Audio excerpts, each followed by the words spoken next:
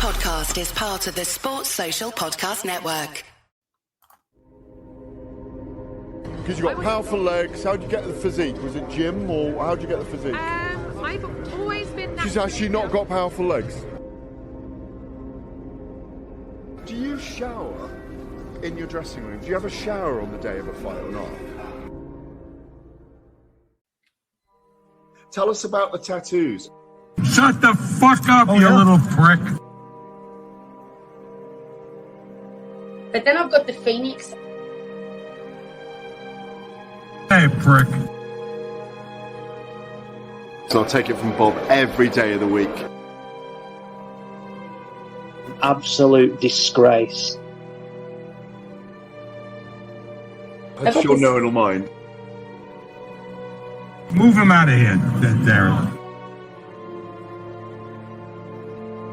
Ricky Hatton didn't go over for his fighter because he risked getting abducted and sold into sexual slavery. I never said that.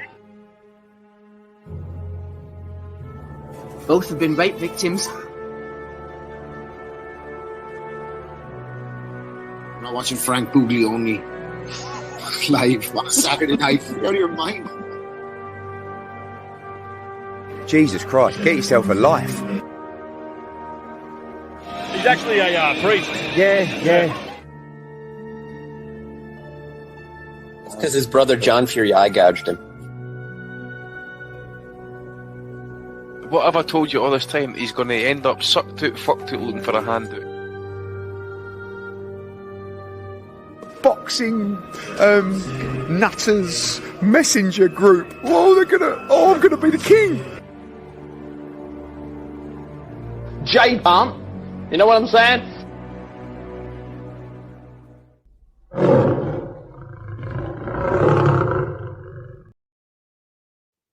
Well, hello everybody and welcome to the 551st edition of the Boxing Asylum NUTHOUSE podcast. I'm your host Steve Wellings, and joining us on the call we have Matty DiGianardo and Andy Patterson, going live on YouTube from 8 o'clock every Sunday evening. The ad-free Patreon RSS feed updates shortly after the show concludes. Hello to everyone listening through the week on Apple Podcasts, Spotify and Sports Social. Don't forget to leave a review on the podcast player of your choice. That the entire month of December, nothing less than 5 stars is acceptable. We are into December now, 2023. Christmas is closing in on us, and so is 2024. What is it? Shorter of breath and one day closer to death. I sound a bit closer to death tonight. The throat's a bit scratchy, which shouldn't affect us on an audio medium like this. We should all be fine. Shouting last night, no doubt, at the Michael Conlan card in Belfast SSE Arena. We'll be coming to that shortly. Bit of Nathan Gorman as well, getting his shorts taped up, Channel 5. Gavin Gwynn on Friday night. Hackett, Pro Box TV. Next week, Chris Billam-Smith's on. We'll be previewing that one.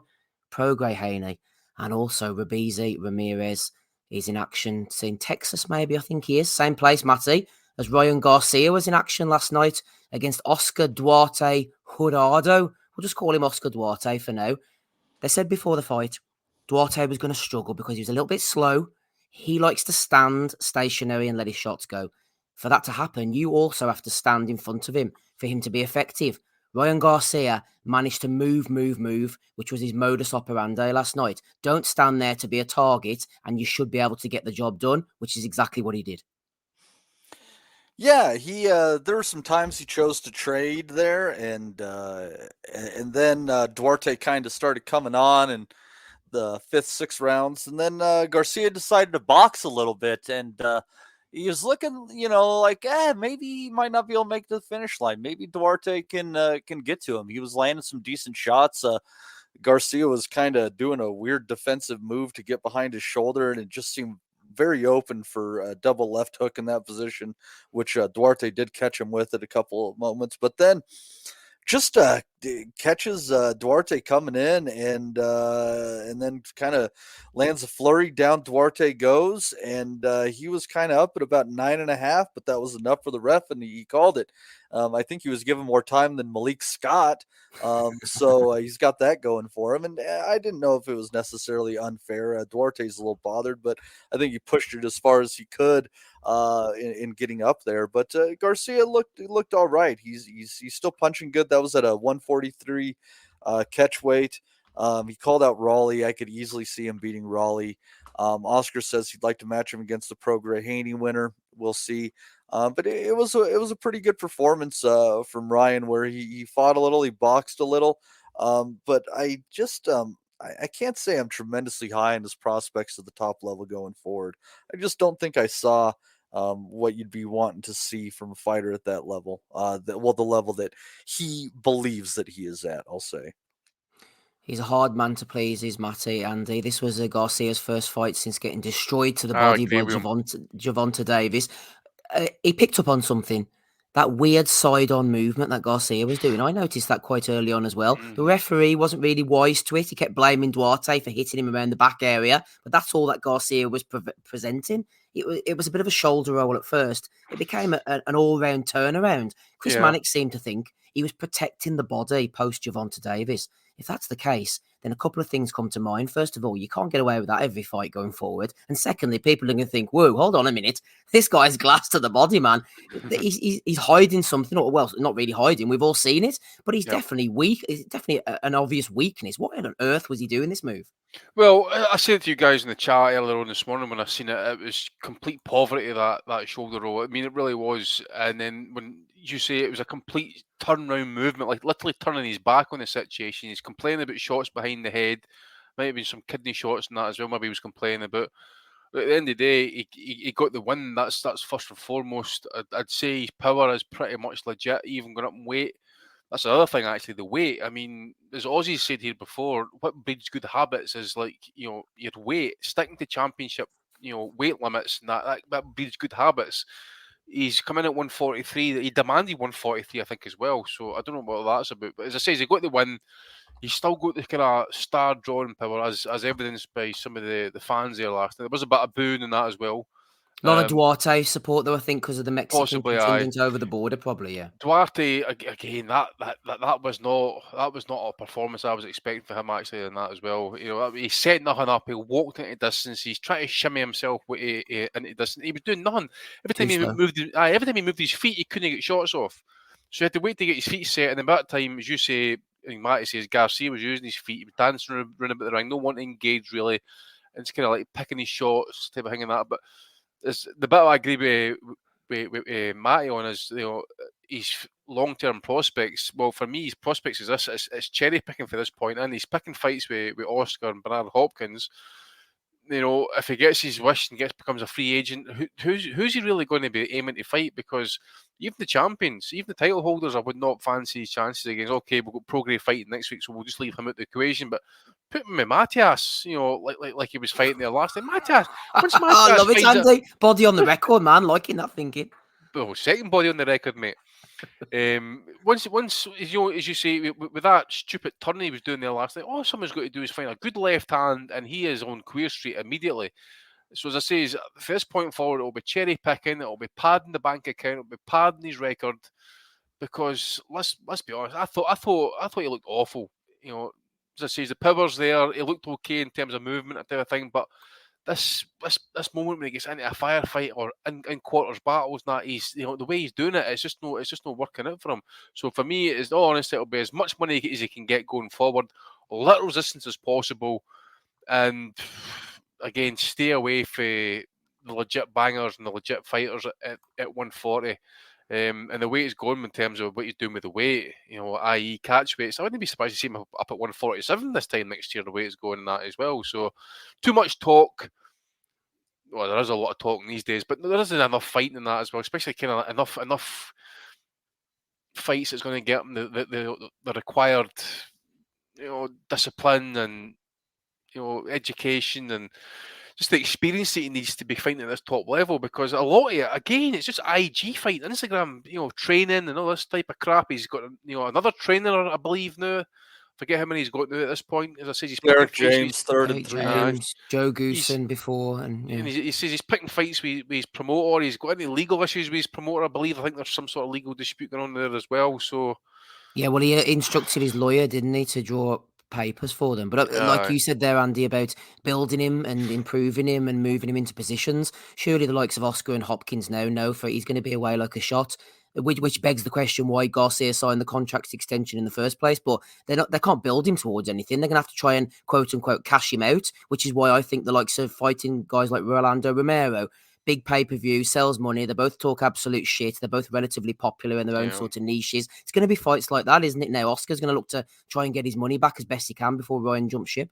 Well, he's going to try something at least. As I say, if he's legit about trying to get these fights made, cross promotions, and he's going to reach out to the likes of Al Heyman and that, and try and get Romero and Matias, so to speak. I'm just trying to bring up the rank and see if I can find where Garcia actually ranks. So there he's ranked 4 with the WBA, 7 with IBF, and 7 with WBC. So interestingly, Andy, as well, he's number 5 with BoxRec, and number 4 in BoxRec is Arnold Barboza Jr., who apparently has now signed with Oscar and was supposed to be on that card last night.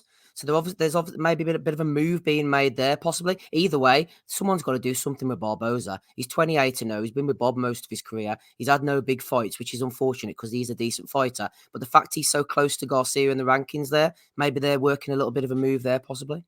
Possibly. But I think if they're going to... What's the contract length again? I mean, again... If it's like 2-3 years long and that, then he could maybe sit him on the shelf. That, but he's as I say, he's too much a star for him in terms of like what he can draw in. So there's no point shelving him.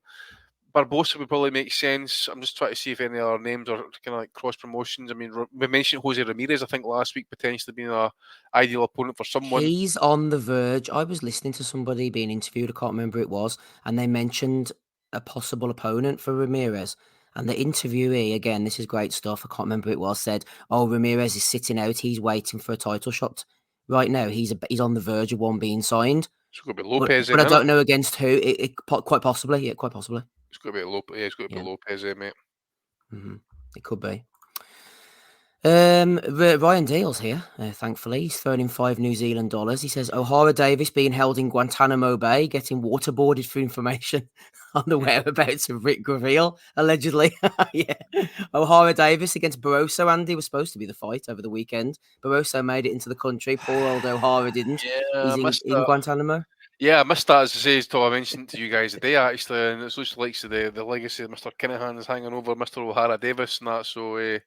yeah, because that was Davis's big chance. And it was certainly was a winnable fight for him as well. So he must have known that was going to be an issue, though. But then again, he's not the brightest spark in the house, is he? No, should come on here with us. Had a chance to win a fucking interim belt against a guy who is 3/4 of the way to his nation's life expectancy. It's fucking right there for the taking. Guy's probably good news. He's outlived that life expectancy, I think, hasn't he? Michael Thompson says must have been some check hook Ryan hit him with, didn't want any more after that. It was a great shot by Garcia. I'll give him his due, man. The shot he caught, Duarte walked right onto it. It was an absolute. He did a wee dance and that as well. Yeah. And he did that usual thing. I'll wait till 9, then I'll make sure I try and get up. It's just a fraction too late, but I'll make it look like I want to keep fighting.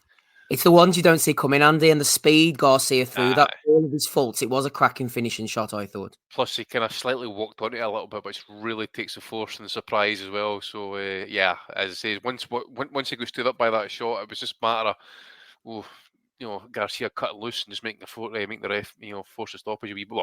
Count him out basically at that rate. But yeah, he didn't want any more once he felt that power. And that's the one thing as well that Garcia is going to have, but again, you can't fall in love with that power. And there's clearly the wee bit of defensive issues need to be worked out on as well. If that's his plan, this all day type, fucking shoulder roll that he's trying to learn, and that it's just not going to cut the distance because someone's going to find a left hand just run about the side and that and catch him square, and that's going to be him. Mm-hmm. I really believe if he was managed properly, he could go through the rest of his career without having much issues.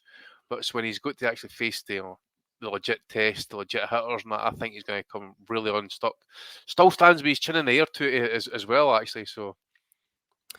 Michael Thompson says when Ryan loses his reactions and speed, eventually it'll be game over for him. He has stepped up against Davis. He wasn't on Davis's level. He got stopped. We all know he's an Instagram star. He brings the sort of teenage girl demographic to boxing.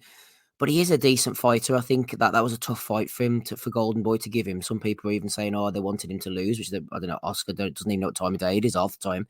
But I thought that was a good win. And the way he finished Duarte as well, he could have easily stayed on his bike and gone the distance and just about sneak by. So I'm going to give King Roy a pat on the back for that one.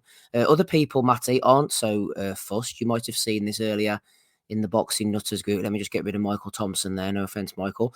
Calix Been Boxing trying for years.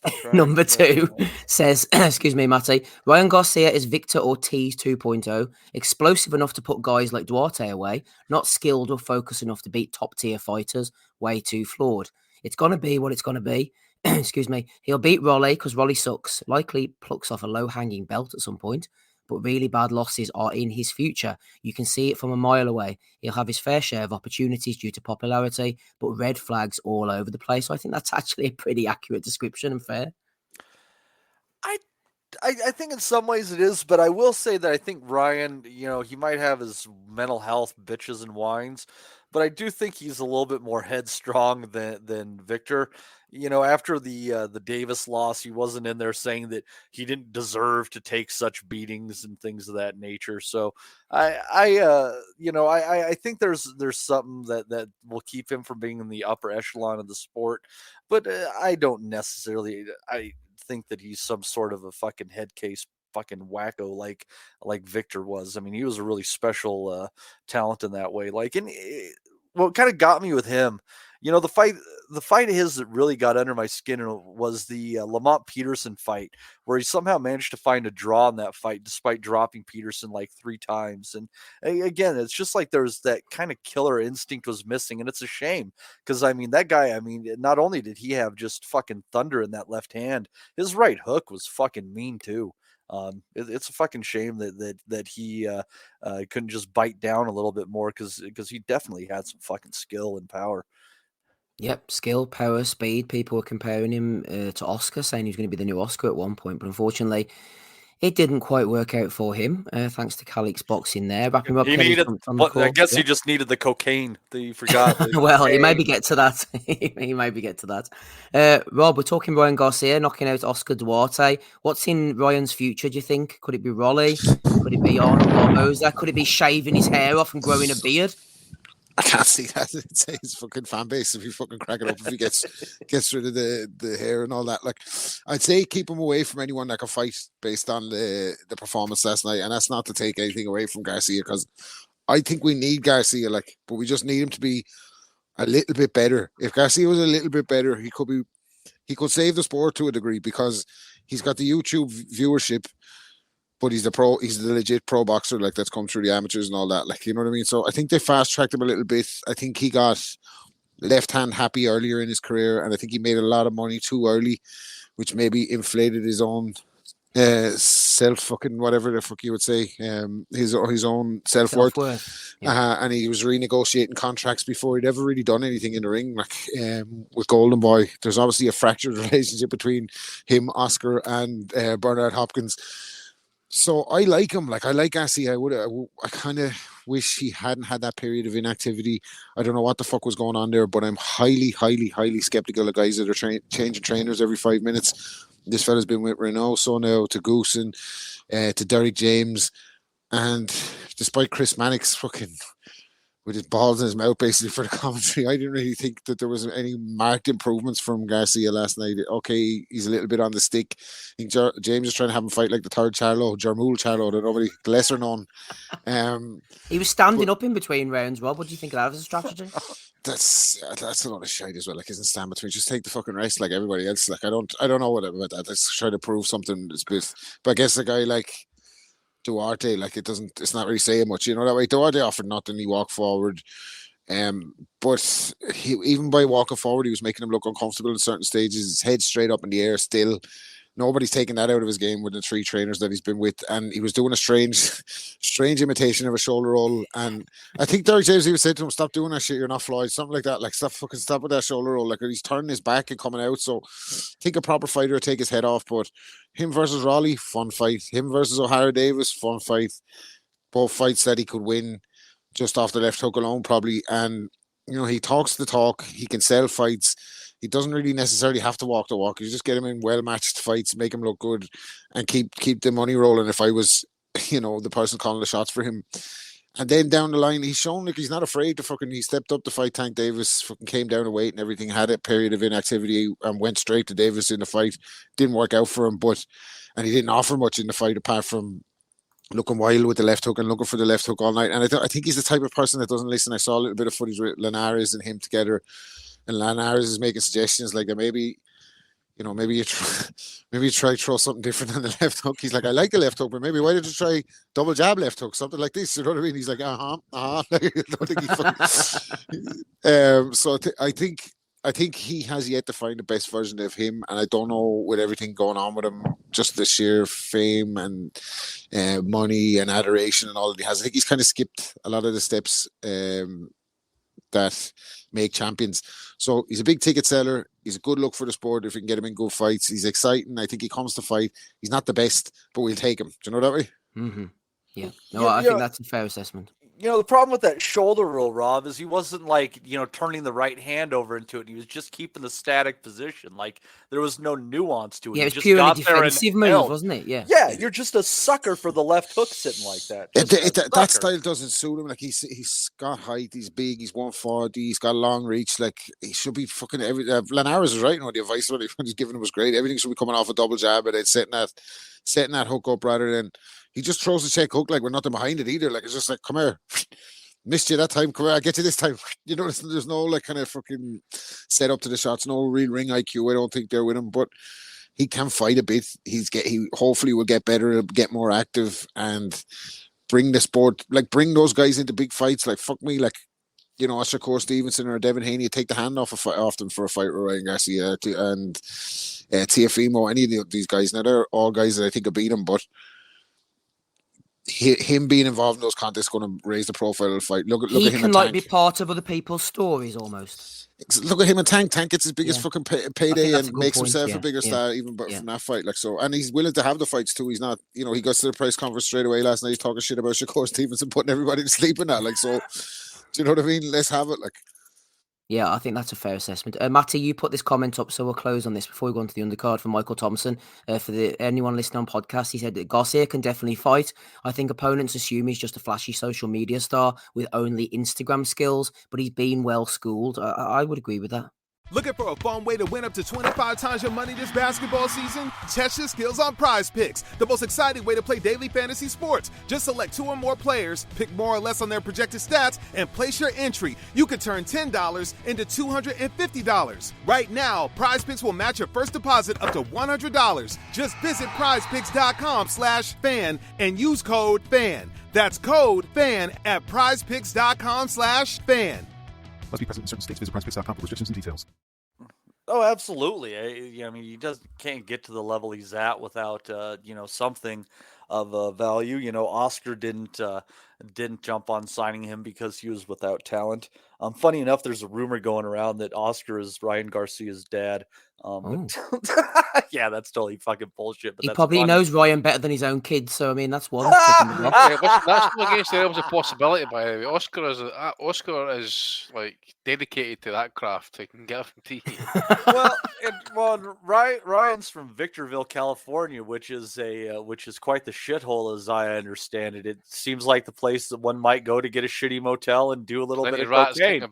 And as you'll recall, that is the place where the infamous Bob Sheridan taking out the biker gang in his Corvette story came from too. So maybe Bob Sheridan's really his father. Yeah. So I guess to sum it up, I wouldn't fuck with Ryan because he's like hardcore street from fucking Victorville, V-Town, bitch. Didn't Hugh Grant kind of like frequent that area in that way? What was her name? Divine Brown. Yeah. That'll be one for Dominic. Dominic likes to get school on the old school fucking punchers from the past.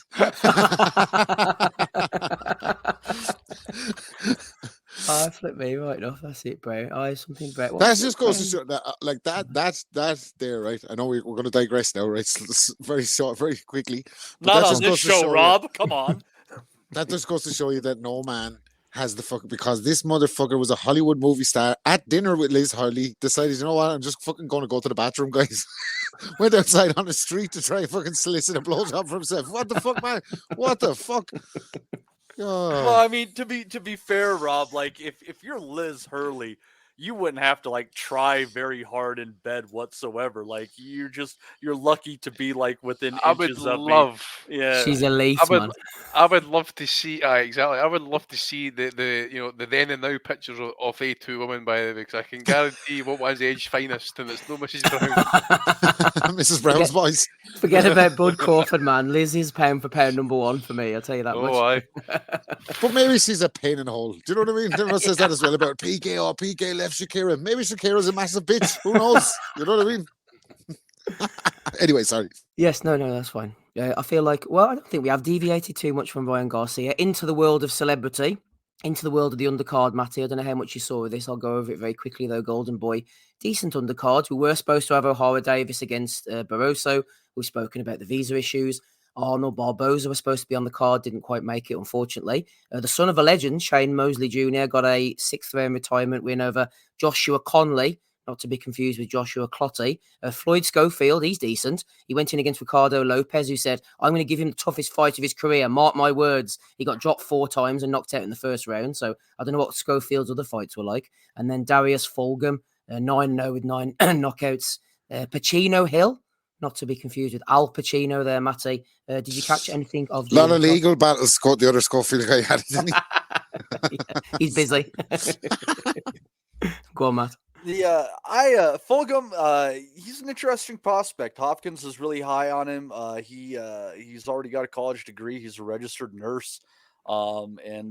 Interesting guy. He seems to be really sharp, good head on his shoulders, which I think, really goes a long way, for, just maximizing what talents you have. So looking forward to seeing what Fulgham does going forward. And then we'll hit on Schofield real quick. He just demolished his opponent and put him down 4 times. Every time he touched him, just hurt him. So, I mean, that doesn't tell you much about Schofield.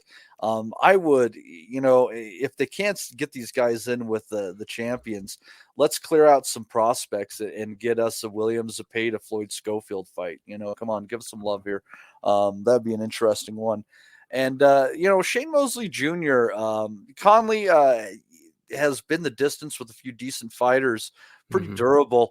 And, Mosley finding that over the top right hand to take him out of there. It just landed a bunch on him, I think, at the 6th or the 7th. And then Conley, just between rounds, told his guys he just didn't have anything left. But, I'll tell you what, Mosley he's kind of developed into a pretty decent little fighter, and in a really weak middleweight division, given the right circumstances, I could see him picking up a title. Stranger things have happened. It is pretty weak at the moment. He's not a great talker, though, Matty. Did you see him trying to cut a little promo before with the girl interviewing him? My God, it was painful. Yeah, he definitely didn't get any of his dad's swagger. Unfortunately, he just got his mom's cuntiness, it seems. He talks like his dad talks now. Shane was there. They're friends again. Yeah, everything's groovy in the Mosley family right now, so that's good to see. And apparently, he probably just fell out with that because he's sick of the dad having a new girlfriend every 6 weeks. Like, fuck off, dad. Who's this one? Like, this is the love of my life. This is the, you know what I mean? I've fucking seen this shit before. Hey, let me ask you, Rob, would you take a $20 bet that Shane Mosley has never stolen pussy from his son? If I gave you that bet, would you take it or not? I don't know. It's vice versa. I'd say it's probably more likely the other way around with the fucking the women saying senior calls for. I'd say that's probably more likely the other way around. Yeah.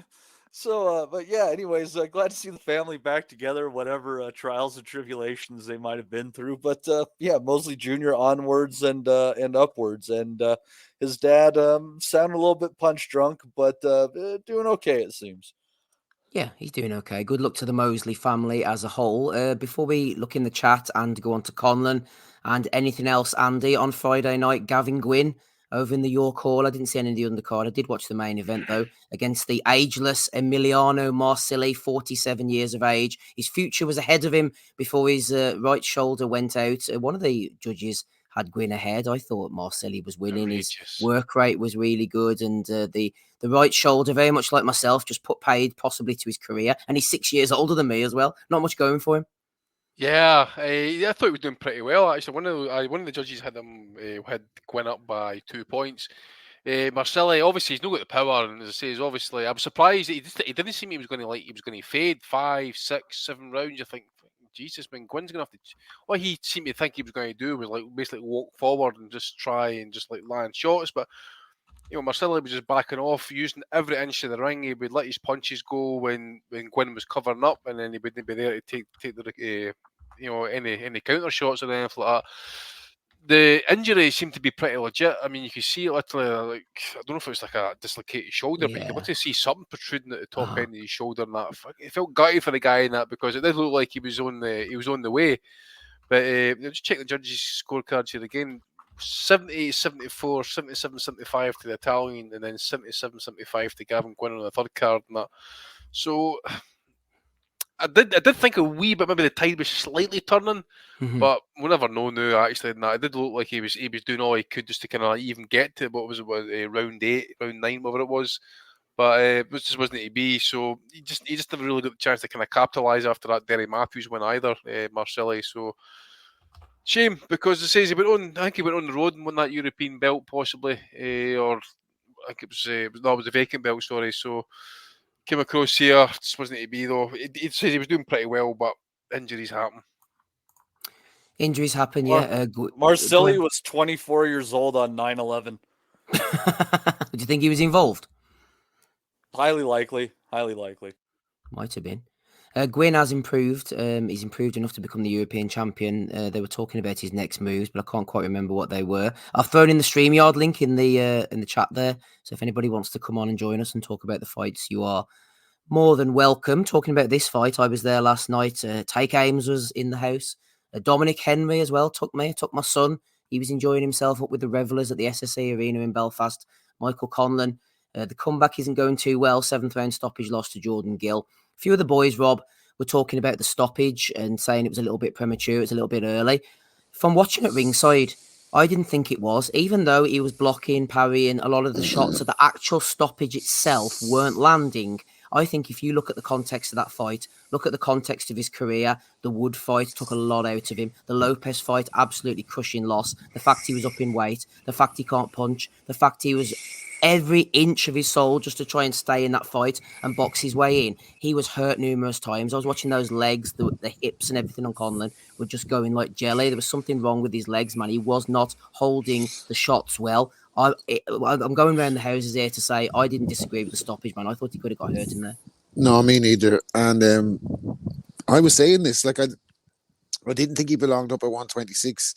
And I was worried after, like, the Lee Wood knockout was so devastating. Like, he went out of the ring and then landed on his head, and half the arena thought he was dead. So to be back in, like, I would have really from that point on, I would have been more careful with him, matchmaking him, bringing him back along. I know he had a couple of easier fights and then went straight back in with Lopez. But the manner in which he got knocked out against Lopez was more concerning for me, because the Lee Wood one, obviously, like, it was spectacular on the eye. It was dramatic. It was fucking hard to mouth stuff. You're really worried for him. But in that Lopez fight, the manner in which he took the shot, I thought he looked shook to the core. And I said this last week. I think, like, my worry for him is that he stayed hit from the Wood fight, and now anytime he gets caught, that his punch resistance is going to be gone, and especially up the weight. Even though Jordan Gill is not known as a puncher, he's carrying that extra weight to go up. I would have retired after the Lopez fight, but obviously you can't tell fighters what to do. Fellas have their own ambitions and their own dreams, and who the fuck are we to tell them when to quit or whatever. And I think he's one of these fighters that was good enough to win a world title in the 4-belt era, and it just hasn't happened. Like, but there's no point trying to force it forever. He had a couple of cracks at it, and getting stopped like that against Jordan Gill home in Belfast, 7th round, like you said, he was fighting for his life to stay in the fight, and I like Mick, like, you know what I mean. I think he's been, like, I tipped him to win a world title when he turned over. Didn't happen, but he's been great for boxing in Belfast, and best of luck to him if this is the end. Like, but I don't want to see him get hurt either. That way, like, and I think the writing's on the wall when he's like once he got dropped so heavily in the second round. I think, oh, fuck, I was expecting him maybe to have to overcome some adversity and maybe come through the fire a little bit and hang on a little bit, and, you know, not look great or whatever, but tough it out to get the win. When I saw him get dropped so heavily in the second round, I said, fuck, this is going to be a long night for him. Like, I don't think he's getting out of this one. And that's the other thing. Once he gets hit, you don't see him coming back, don't you? Not like you see it being one way from then on. Like once he gets hit, once the leg and I don't disagree with you, Steve. I think if you look at it closely enough, there's points even before the ref jumped in where his legs were completely stiff. So even though he was parrying shots, his fucking legs were gone. Like, so I think the ref was correct in his decision. It was a stoppage at the right time. Yeah, Johnny says, when you're making Jordan Gill look like a roadman killer, it's time to pack it in. I threw the StreamYard link out earlier, and Ahmed has availed of this opportunity. I don't recognise the name, but you are more than welcome on this Sunday evening. What do you want to talk about, sir? Ahmed, go ahead. What do you want to talk about? You there, Ahmed? Yeah, I'm here. Yeah, go ahead. Can you hear me? I can hear you, yeah.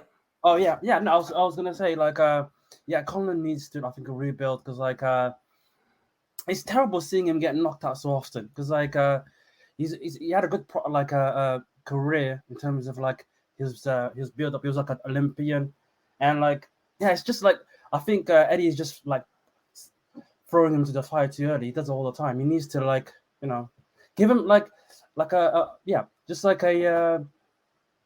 give him a build-up fight, because like he's getting knocked out so often. I feel like he's gonna, you know, either retire or just hang around for a couple of more years. I don't see any, I don't see a chance for him to get a belt, because I feel like he's too chinny now. His chin is gone. Well, you mentioned a build-up fight, but was this not supposed to be the build-up fight? I don't think they're expecting Jordan Gill, not really a renowned puncher, to come in and knock him out, possibly. Yeah, but I think if you just throw him underneath on the undercard with like just like the same way what you call it? Yeah, I feel like I don't think he should headline. I think they should put him as a co-main and have him fight. You know, like just give him like cans, a nice 5-6 cans, just to get his confidence back up. Because like I feel like I imagine his confidence is rock bottom at the moment. I feel like I think he's just going into fights just to stay relevant. I feel like he needs to just have a soft touch, a real soft touch, just to get his confidence up. So you think the headliner role is as much of a cause of his problems as anything else? Kind of a pressure aspect. Yeah, because putting him in there with someone with a heartbeat, I think it's too risky. Also he changes his style. He's coming forward now. He's not being a tactical fighter. He's also called he's not using the sweet science. I feel like he's going in and I feel like he's still thinking he's in his prime. I feel like he's in the later stages of his career. I feel like they need to be cautious with him. I feel like also called the headlining thing. You have whenever he's headlining, they have to put him in with decent opposition. I feel like he can't be. I feel like I know he's late in his age now, I feel like he'd be a good co-main guy for a bit, just for a short while, beat up some cans, get his confidence back up, and then get him another coach, because like all the coaches he's been getting recently are been encouraging him to go front. I feel like his old style where he used to just stand behind the jab and just the Olympic style where he just, you know, flapping his what's it called the jab and not engaging. I think that would have been best for suited for him. This whole going in there, I don't know who taught him this Mexican style, because like he doesn't have the chin for it. Well, I think the whole idea was he said before the fight he was going to Pedro Diaz to sort of get back to that Olympic move style. But when he got knocked down in the second round, that kind of went out the window, and he stood and traded, which he did against Lopez. And as you said, he doesn't have the chin or the power for that, unfortunately. I think he got dragged into that fight, maybe. I mean, what kind of coach would you, Ahmed, would you send him to now? Because that's going to be another change of trainer. He's already had 2 or 3 different trainers. I'm trying to also called who's a good trainer in the UK at the moment? I'm going blank at the moment. Go to Adam Booth. Well, he's already been to Adam Booth. He can't go back to Adam he needs Booth. to go back there, Never mate. go back. Oh, I have a good one. Who's the current trainer for Anthony Joshua? I think is the guy who used to train Tyson Fury. Oh, Ben Davison. Ben Davison. Yeah, he's a good trainer. Size. Yeah. Like also called high IQ there. And he'll get him out of the also called if the tie gets too far, he'll throw in the towel so he doesn't get knocked out. So like, yeah. I don't. I actually think Davison. He's not a great fit for a lot of fighters. I don't. If Conlan wants to go on, I don't think Davison's a bad fit for him. Yeah, maybe he can train him and Lee Wood for the rematch together. He can train both of them. Yeah. Yeah, that's what we need is a rematch of that. But I kind of, if there's only if Conlan wants to continue, it's only going to work if he admits that he's not a 130-pound puncher and he admits that he's a lazy super bantamweight who refuses to go down to the weight. He keeps trying to blame it on cutting weight when it has nothing to do with that. He's too small for the weight. And I swear he can still make 122. I'm thinking Donaire at 126 ended up back at 118. I just feel like he's got to quit with this I'm a puncher who is weight cut mentality and fucking cut the weight and live the life and go back to where you belong, which is 122 pounds. Do you have anything else you want to throw in, Ahmed? How do you pronounce your name?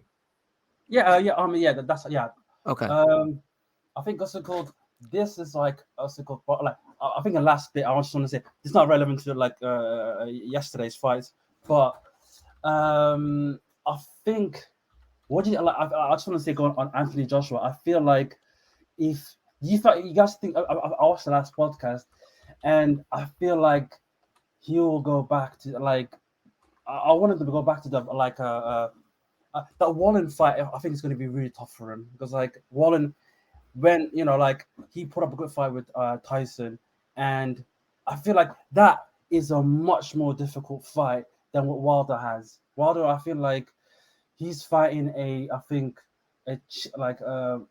past his prime. I forgot his name. I'm going blank, but yeah, I feel like also called if Anthony Joshua can go past Wallen, I feel like he could beat Tyson Fury because like this Tyson Fury, like I think like you guys mentioned, he doesn't have the legs anymore. He's soft in the middle section. I feel like that is a way more competitive fight if he can get past Wallen. But yeah, do you think he will get past Wallen? I feel like he should because like he beat him twice before in amateurs. Like if he can pass that mental, and he's been in the he's been in the dark hole for like 4 days. He might have just got his his rehab sorted out, and he might have found a bit of confidence. I mean, like he's talking the talk in the press conference. He was giving people attitude. He was giving Big Baby attitude. I like to believe that he's going back to back to the streets.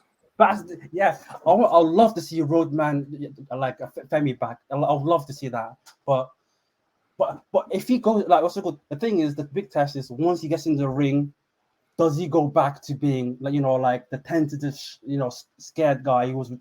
I actually, to be honest, that Usyk fight, the second Usyk fight, he made a lot of adjustments. I wish he stayed with that coach because he was like I think he made a lot of improvements in that second Usyk fight because like he was able to like he was going on the front foot. He was putting pressure on Usyk. I think he gassed out in the 9th, but like he put like what's it called? He had a decent game plan, and I feel like if that Joshua from Usyk 2 comes back with some adjustments and he's more aggressive in the beginning, I feel like he could beat like Wallen easier because he has the physical attributes. It's all the mental stuff that needs to be sorted out. Yep, that's a fair point. Well, after the day of reckoning, Ahmed, we are going to do a post-fight pod, so feel free to jump on then if you want to. Will do. Thanks, guys. Nice one. Cheers. Bye. There you go. Ahmed's coming on.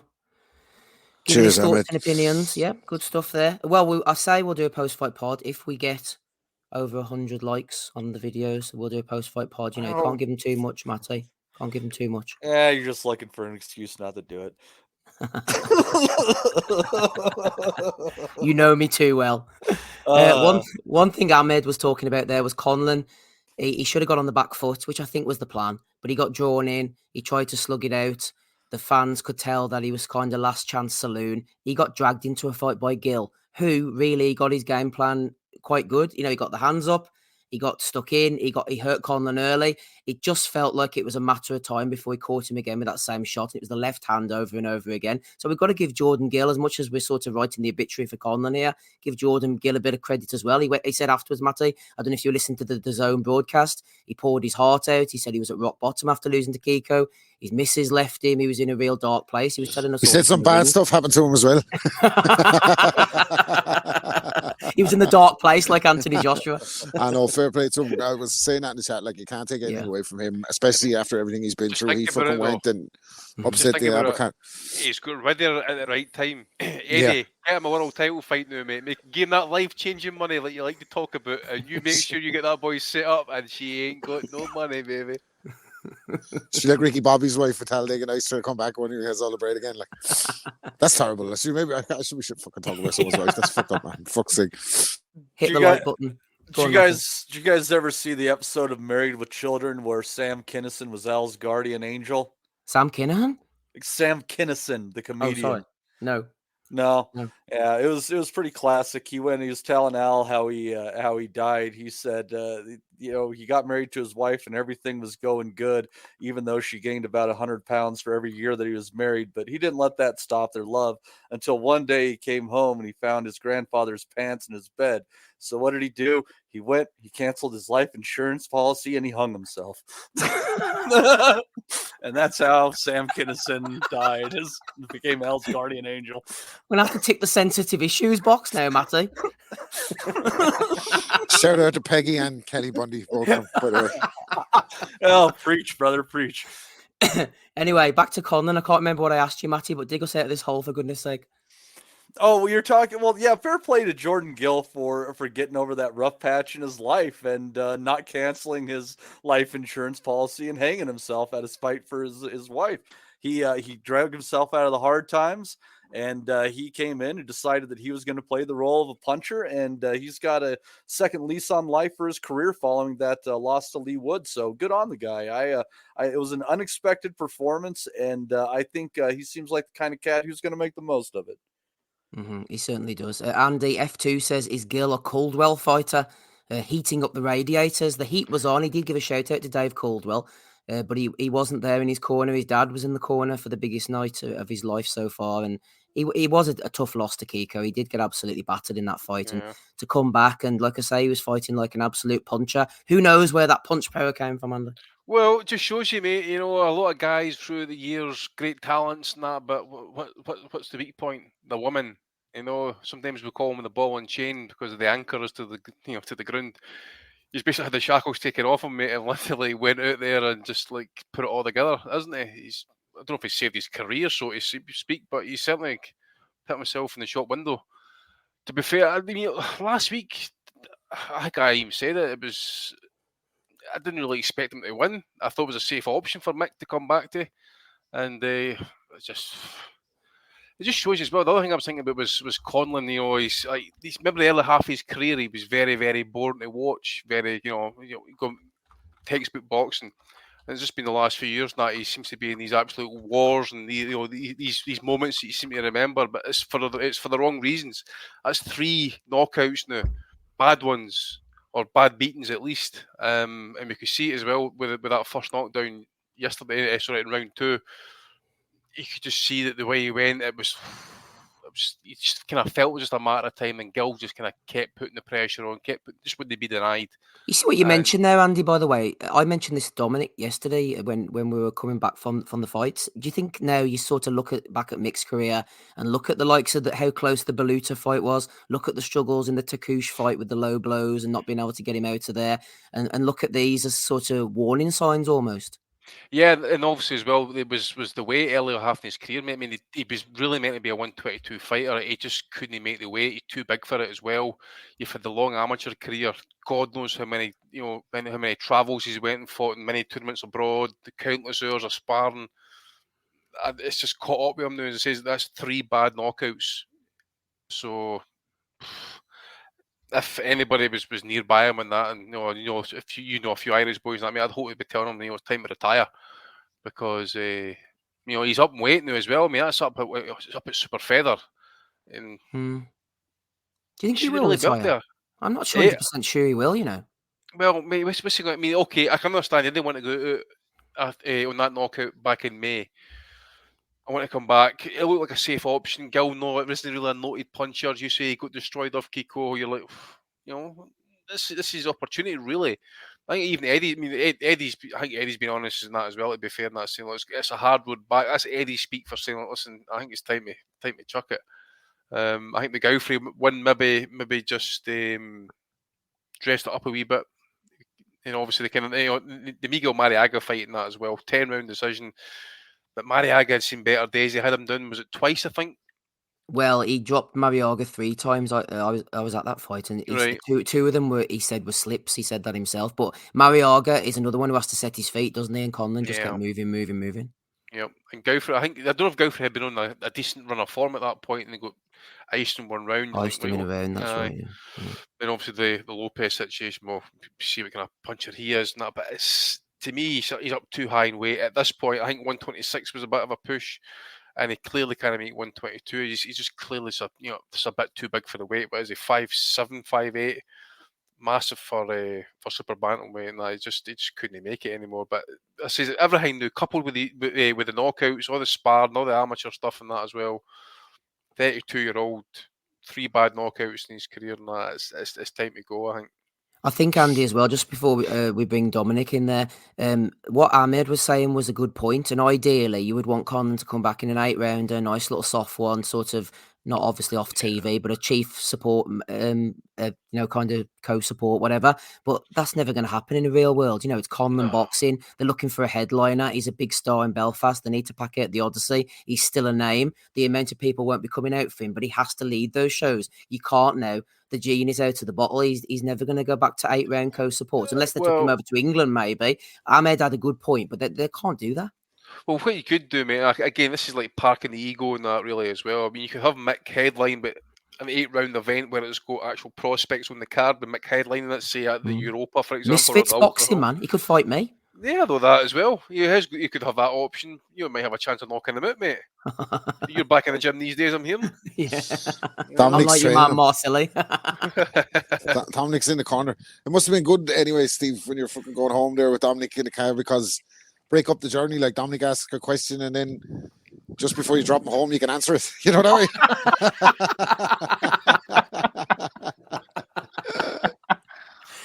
Brutalmente honesto. Here, Rob, has Rob had his say on the fight yet? Yes, I have, Dominic, yeah. Because I was gonna say if I don't want Rob waiting for me to flip and give me a half here in the next 45 minutes. No, you're all right. You're clear to go. Go on, Dominic. Good to hear from you. What did you make of last night? Oh yeah, it was just sad. It's for Mick. Like a few of the boys were saying in the others chat about his sort of approach to the whole support and his decision to sort of not disguise his sort of allegiance, and that's how he sort of maybe alienated some fans. But I wouldn't say I dislike him. Fuck them. Overtly, but it's more. I felt I was saying to Rob earlier. I felt he should have packed it in after the Lopez fight. That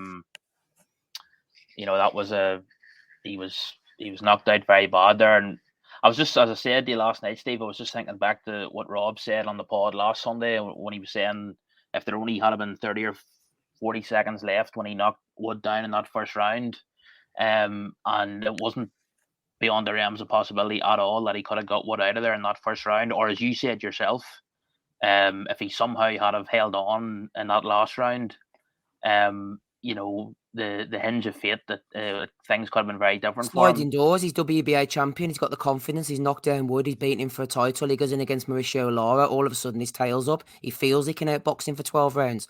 Everything's different. So what you're saying is that knockout loss to Lee Wood saved his life from having to go in against Mauricio Lara? Quite possibly. Quite possibly.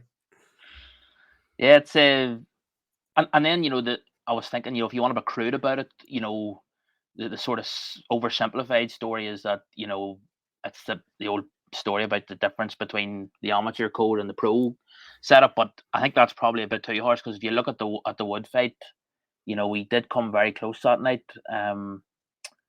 But it's as Andy said, 3 bad knockouts, and I think that the Wood knockout, it punctuated an absolutely brutal preceding 11 rounds. That was a very, very tough fight. The sort of fight that even if he had held on and not been knocked out in that last round, it takes years off your career. But the other thing I put into the chat earlier, and it sort of didn't occur to me when we were driving home, Steve, but usually his mother and father are their visible presence at ringside, Yes, and I couldn't see them No. last night. Good And point. to me, that sort of made me wonder. I'm just speculating, but it makes you think, were they fully on board with this decision to continue after the Lopez defeat, and back in May. But I mean, I as I said on the way down, the fight last night was 130 pounds, and it seemed to be the case that if he had come through last night, there was talk of matching him against Cordina or rematch against Wood up at 130. But I mean, as I was saying to the other guys earlier, the Lopez fight, which he got knocked out in May, was at featherweight, 126. How would he cope with those guys up at 130? Fundamentally, he doesn't have I don't think he punches hard enough, and he stays hit. I don't think it's that he can't take a punch. It's just that he doesn't recover well enough. So yeah, it's all up to him what he wants to continue to do. I can't see him, as you were just saying before you asked me to speak there. It's hard to see him rebuilding on 8 undercards in England, and it's just hard to see that. I thought he should have retired after the Lopez fight. It's not good for you getting knocked. That's too many knockouts. Yeah, I think it's 3 and 5. Stick with us, Dominic. We'll go on to the undercard shortly. Rob, did you see anything in the undercard? We had Sean McComb. He outboxed Maxwell, dropped him 3 times. Jarko, I think he's got a nice jab, boxed pretty well. Maybe lacks that killer instinct, doesn't like to get hit. Who does? And Tyrone McKenna against Lewis Crocker. I thought that if McKenna could get past the first 4 or 5 rounds, he might get into a rhythm and cause Crocker some problems. The only problems he caused him was his fist smashing off his chin all night. Hands, yeah. I'd like to see McKenna retire as well. I don't think, I know he's hard and everything. He could take a shot and he's in wars, but what's the fucking point? You have a podcast.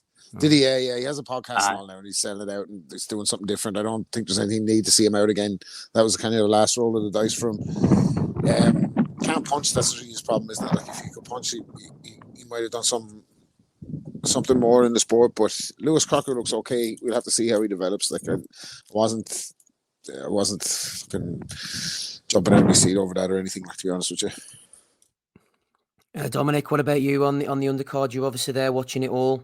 8 fights in total. I thought the pace of the undercard was good. I like it to move nice and swiftly, and it did. Yeah, it did. That was good, and you don't want to be hanging. Of course, you contrast it to the last fight in Belfast. The undercard. What happened? Unfortunately, that South African guy that was fighting Nick Ball.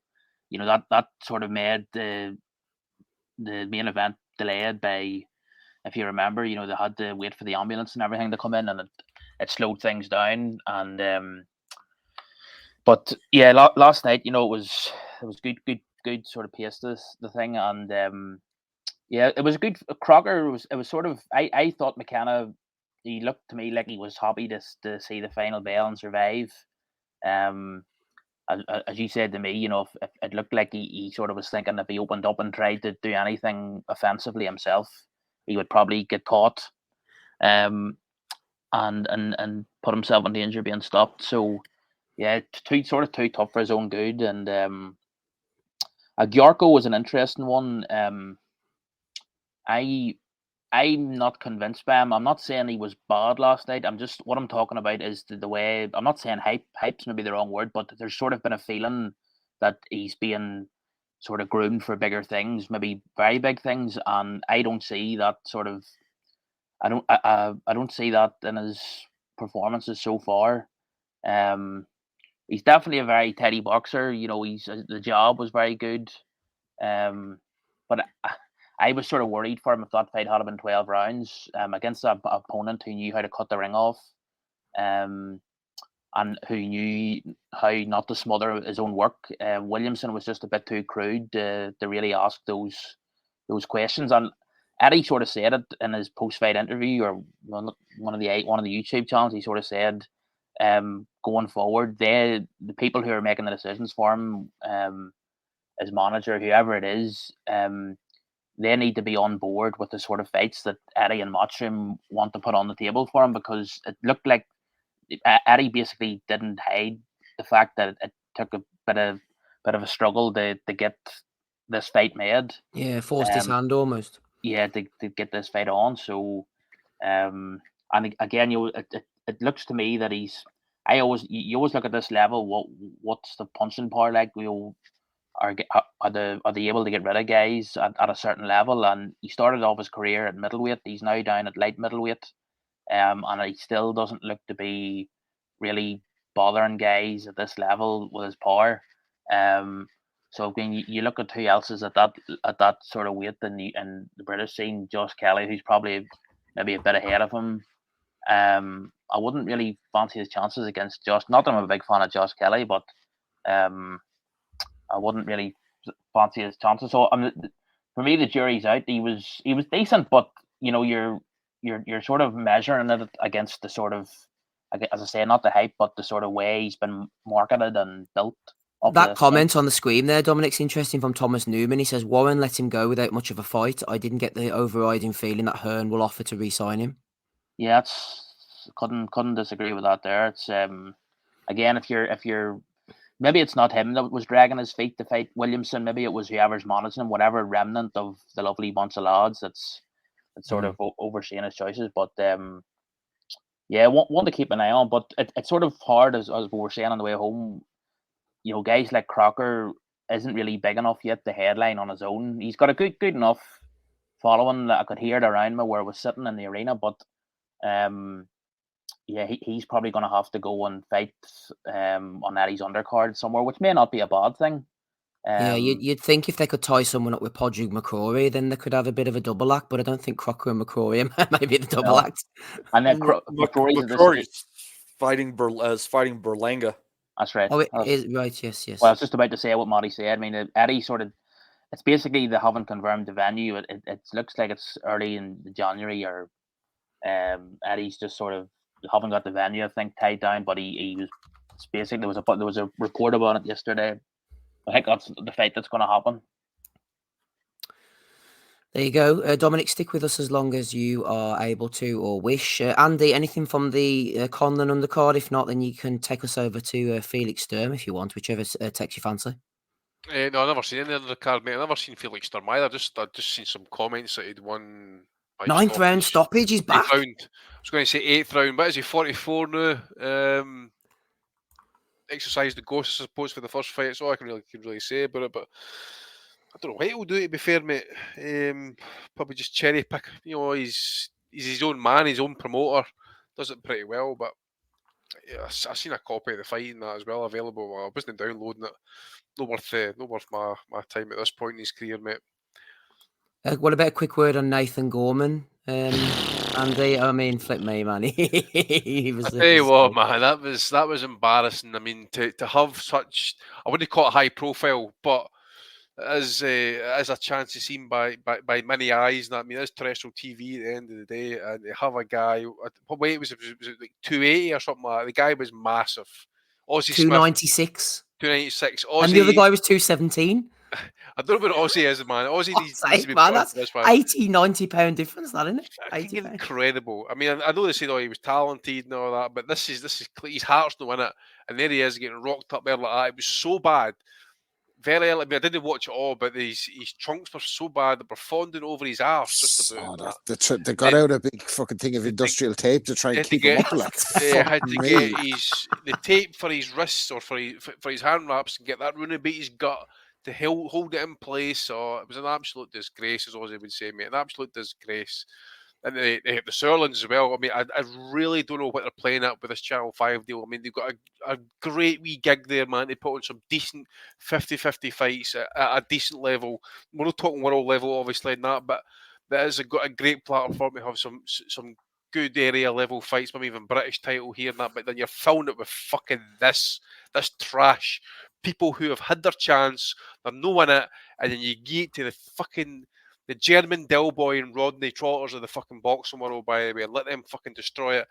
Get Mick Hennessy back in there ASAP, man, before the fucking before the ship does go down and fucking it's unsavable, because we need all the platforms we can get with boxing at the minute, and especially on free TV. And this is the shite we're getting served up. Absolutely deplorable. I went to my bed after. It was an absolute disgrace. Could you imagine Gorman and Hennessy in the ring together celebrating afterwards, Andy? That'd be a sight to behold. Aye, mate, you need to get that reinforced, okay. Titanium girders a lot. Lovely stuff. Good luck to Nathan Gorman. He's doing well. Gorman the Doorman back in Wetherspoons very shortly, hopefully. Matty, not going to burden you literally Still with the probably weight. flatten fellas down in Witherspoons, though, wouldn't he? Like fucking Julius Francis. You know what I mean? You ever see Julius Francis getting fucking upended by Tyson, man? He was fucking all over the shop. Then fucking somebody mouthed at him and he got splattered. So yeah, don't go up to Gorman when he's back on the door. Be like, you want to lend this masking tape or whatever? He just fucking smash you like, won't he? So getting iced on the door by Gorman. Matty, stateside action before we move on to the stuff next week. There's no show box has become no box, but thankfully on a Wednesday we've still got pro box. What went down this week? Well, yeah, we had some good pro box action this week. Let's see here. What do we have on this one? We had a draw between Yonis Argilagos and Jose Lopez. That one I thought was a pretty fair draw, maybe leaning towards Lopez. We had a battle of undefeateds go the distance. Marquez Valle taking out Farid Ngoga. That one was an all right fight. Then you had Marcelino Nicolas Lopez losing a 10-round decision to undefeated Tarek Zaina. Zaina, an interesting guy, Steve. He's originally from Morocco, spent time at Gibraltar, went to school in England when he turned 18, and now he is boxing out of Tijuana, Mexico. Speaks 4 languages. Interesting cat. Yeah, very interesting cat. So we'll see how that his career progresses. He's kind of more of a boxing type, but to box with that style in the gyms of Tijuana, you got to learn how these guys are going to walk you down. So I wouldn't doubt that he's capable at what he's trying to do there. This card was headlined by Orlando Gonzalez taking a split decision over Jorge Castaneda. Castaneda dropped hard in the 4th. I was shocked that this fight ended up going the distance, but Castaneda just slowly started working his way into the fight and finally managed to hurt Gonzalez a couple of times. And I don't necessarily know that the split decision was right. I thought that Gonzalez probably got 5 rounds in there at least with the knockdown, should have given him a clean win, but it was a close fight down the stretch where Castaneda was definitely pouring it on. So yeah, another winning card from Pro Box on a Wednesday. They'll have their last one of the year a week from this Wednesday. So looking forward to that one. Looking forward to a bit of pro box even. I'm hopefully going to try and actually start watching them at some point. Matty does recommend them every week. Shout out to them. They're enjoying themselves. Right, quick roundup of all the rest of the action over the weekend. Don King had a card. Mike Perez was supposed to be on it. As far as I know, he didn't turn up. Trayshawn Wiggins, Ian Green, Vaughan Alexander. Yeah, I think it's time to move on. Kevin Lely, Sajo was in action on DAZN apparently over in France. Some of them were just AI generated names. I did like Don King's, like Sports Illustrated. There's no fucking way that they're real fighters like Trayshawn Wiggins. Fuck off, man. That card was the one that Broner was supposed to be on too. That's so right. God knows, maybe that could be any card. Acrimony. That could be any card. Oh, that was a card Broner was supposed to be on over the last 5 years. Fuck me. The Broner Don King link up is working well as far as we know. Shout out to Sajo, got a win in France. Ryan Rosicki with a 1-round knockout over Duradola. He's absolutely washed, man. They need to look after him, I think. And then Matty, I don't know if you watched this on Friday evening. I did mention it to you. DAZN, one of the prospects. He's got the Wellings curse already, but he's going against the Wellings curse so far. 8-0, 20 years of age. This is his 7th knockout. This time in the 3rd round against Adrian Gutierrez. I'm talking about PBC favourite Jalil Major Hackett. He's my one to watch for the future. So that's I put the cooler on him. Unfortunately, did you get to watch it, Matt? I did not see that one this week, unfortunately. That's okay. It was a 3rd round knockout for Mr. Jalil. He did his best. We wish him well going forward. Let's have a look in the chat, see who's knocking about. Then we'll get to Dominic's thoughts on Ryan Garcia. We've got number 1 is there. No sign of number 2 yet. But we've got Paul Raftery. That'll have to do. Joker's Wild's in. He says, yo to you. That Ryan Garcia Duarte fight was fake. They were throwing punches to make it look real, but it was actually light taps. 100% fraudulent. So there you are. There's a bit of information for you. Johnny's here. The over-under was 8.5 rounds. But like whatever about like fucking corruption, you don't think fellas are going to the ring to choreograph fucking fake fights? You fuck off, man. Like fake fights, fake news. What else have we got here? Yumi Yappy. When Rob thinks your conspiracy is gone too far, man, it's Joker's wild. I never thought of it like that. Now that you say it like that, could be onto something. MB, Andrew Thickett, Ben Russell's here, F2. David Palmer, shout out to David. He always throws in super chats, good lad. Danny Young's with us as well, head of the merchandise department. The Juice, Thomas Newman, AP, Will You Stand 86. Hatton Bombs here as well. Ahmed was on earlier. Duke Dave. Who else we got? Chris Butler. Harvey Price returns. And we'll do one more, shall we? Let's see who else is at the bottom here. As we scroll down. Take Ames. Wellington. They are Take Ames. He was there last night enjoying himself in Belfast. Hopefully you got home safe and well, Mr. Ames. We'll forget about Ryan Garcia. Dominic's not interested in him. And I don't blame him as well. He got the job done in round 8. Big up the WhatsApp group, says Michael Thompson. Patreon.com/boxingasylum if you want to join that. What have we got for next week? Let's have a look here. I mentioned this one to you off air, Andy. We mentioned it a few weeks ago, actually. You don't have to make any comment if you don't want to. But this Friday evening, they're not paying for us to go out there, unfortunately. The Lions Centre, Cayman Islands, Matt Windle against Craig Derbyshire for the Commonwealth Boxing Council light flyweight title. Windle 7-5-1. Derbyshire's 8-29-4. There's hope for us yet, Matty, Andy, sorry, if they're fighting out in the Cayman Islands. Light flyweight title as well, mate. Can you make light flyweight? Fuck no chance. Just get a bout of glandular fever, mate, and drop about 3 stone. You'll date. I'm going to say, what's that, like 7 stone or something, is it? Oh, fucking Jesus, man. I don't know. It's an odd one, though, eh? I've never had that Matt Windle before. He's from Birmingham, 7-5-1. I mean, how the fuck is your man here, Craig Derbyshire, managed to get himself ranked for a Commonwealth title fight? Purely just in the English title? It's a different Commonwealth. This is like a different sanctioning body. It is not the Commonwealth title. It is, surely. Are you sure? Yeah. It would normally say it wouldn't normally. No, it's in the Cayman Islands. It's the Caymanwealth title. It's confusing it. Wouldn't it normally say BBB of C on there if that was the case? Oh, you know. No. I think I'm right. I think this is a different sanctioning body. I think this is Cayman Islands. Yeah, it's part of Commonwealth. Andy's right. It is the proper one. It's to the fact that it's light flyweight, so it doesn't have much form. This Andy. So Matt Windle won the title before against a Ghanaian in 2022. Before that, the last time it was fought for was in Ghana in 1987, and then before that, Andy, we go right back to 1902 in the New Adelphi Club, where Johnny Hughes fought Tibby Watson, and it was then billed as the World and Imperial British Empire 108-pound titles. So it was named back in the days. Stupidest fucking title ever. This makes like IBUs and WBUs and CB whatever acronym. This is retarded. Fuck no, but that was back in the days when you actually had all these different continents, but you had one fighter claiming he was world champion, so they had to go to these different continents and beat these guys to be classed as the man. Different days, but no, it is a Commonwealth title. You're right, Steve. Yeah. Johnny's right. Derbyshire isn't bad. He was a journeyman for years, hence the lopsided record. I've seen him fight in Belfast. Shout out to Paul Raftery.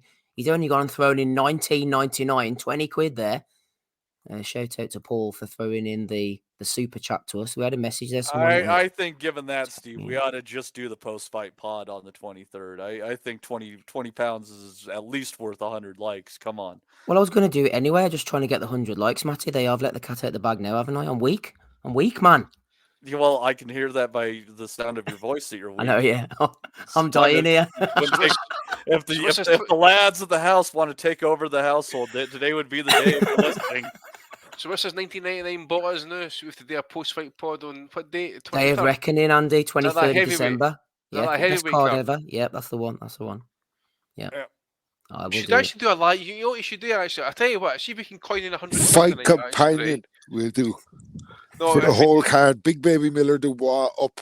We'll do fight companion if we can get to what's a long 20 pounds. At least £100, and we'll do the whole card for free. God, I'm gonna be so fucking tired of you guys. Well, it's not for free. Hours. We're charging is £100. But you get it. Okay. If so, what you said? So say that again, Andy. Then £100 tonight. £100 tonight, and we'll do the entire heavyweight card on the 23rd for free. And we're already at 25. We won't even consider what the denominations are. Whatever they call it, pounds. $1 to $1. Oh, we'll go live at the first card on the day of reckoning. Sorry, the first fight, and then just go live. We'll do fight companion style if we can get to £100 tonight. Okay. You realize that's going to be like a 6-hour card. There's like 8 or 9. Yeah, well, we start that fucking Dubois, Big Baby Miller. We're not fucking watching Isaac Lowe and all that, like fighting out in the fucking Middle East or whatever. You don't want to watch about Bevo? We're not going to comment. See, this is the thing. It does come with terms and conditions, us obviously, in that as well. Right, so we're not going to be watching. We're not going to be commenting on Bivol against fucking London after and falling asleep, all that type of shit. And they come so that heavyweight shithead Demore. We're not commentating on him and fucking Hergovich. Yeah, let's just maybe do we'll do the two main. You know, what do you think we are here? Fuck's sake. 200 whores. What do you think we are? Whores. Do we still have to do a post-fight pod? No. Okay. That's another condition. Paul after he'd be sorry he threw that 20 quid in, but thanks anyway. I don't think we're going to have to do the pre-fight pod. No, I don't think so. Horsecock Nelson's going to come in with 79p. Yumi Happy says, Steve, I want back in the Boxing Nutters messenger group. It's been too long. I didn't even notice you were gone, Jimmy, to be honest with you. Is he still paid on his Patreon? I don't know. Probably not. It's become a bit of a shit show, hasn't it? Always. Fans need to wake up, says Joker's Wild. Audience needs to wake up at this rate. Let's move on. What are we on to? Cayman Islands. We've done that one, haven't we? Dominic, Chris Billum-Smith next Sunday evening. So you will get a live next Sunday evening. We'll be watching. There you go. There you go. You don't have to pay anything. There's your fight companion. Chatting about the fights. Francesca Hennessy's on the card. Michael McKinson. They both got TBAs. It sounds good, this. Ben Whittaker's against Steven Leonetti Dredge. I bet he's good. Lee Cutler against Kingsley Egbenike. I remember him, seen him before. And Chris Billum-Smith in the main event, Dominic, for the WBO World Cruiserweight title against the battle-hardened Pole, Matthias Masternak. What are you thinking about this one? Not a great deal, Steve, to be quite honest. Oh, he should. Billum-Smith, yeah, he's... I would rather see Billum-Smith get this rematch with Riakporhe. I think he's done enough to deserve that. I'm just sort of relieved that we're not getting a repeat of that Akoli Grabathon that we saw earlier this year. Things can't get much worse than that there. So he should take care of Masternak. Hopefully stop him. And hopefully move on to either a rematch with Riakporhe or even a fight with Opataya, which I think I was saying to you a few months ago. I remember, Steve, that would be a very good fight, which Opataya would probably win, but it would be very exciting for as long as it lasted. So don't really have much to... Just the overall, I suppose the guys have talked about it in previous pods, the overall quality of the Boxer and Sky product. It's sort of gradually waning every sort of time you pay attention to it. It's hard not to notice that sort of gradual slip in quality control. There was when they first got underway. I remember, when they first started, you had the Khan, Brook, and you had a few other big fights, and everyone thought, no, they're not going to go silently into the night. But I sort of I was expecting quietly. I was sort of expecting this eventually to pass. That the standard would get to this sort of level. So it's Willem Smith. He shouldn't have too much of a problem. You wouldn't have thought. I mean, how long ago was it since Masternak fought Bellew? Like, you're talking 5 years at least, aren't you? Oh, easily, yeah, I would say so. I can't even remember, to be honest with you. It would have been 2015, 8 years. Fuck, we're old.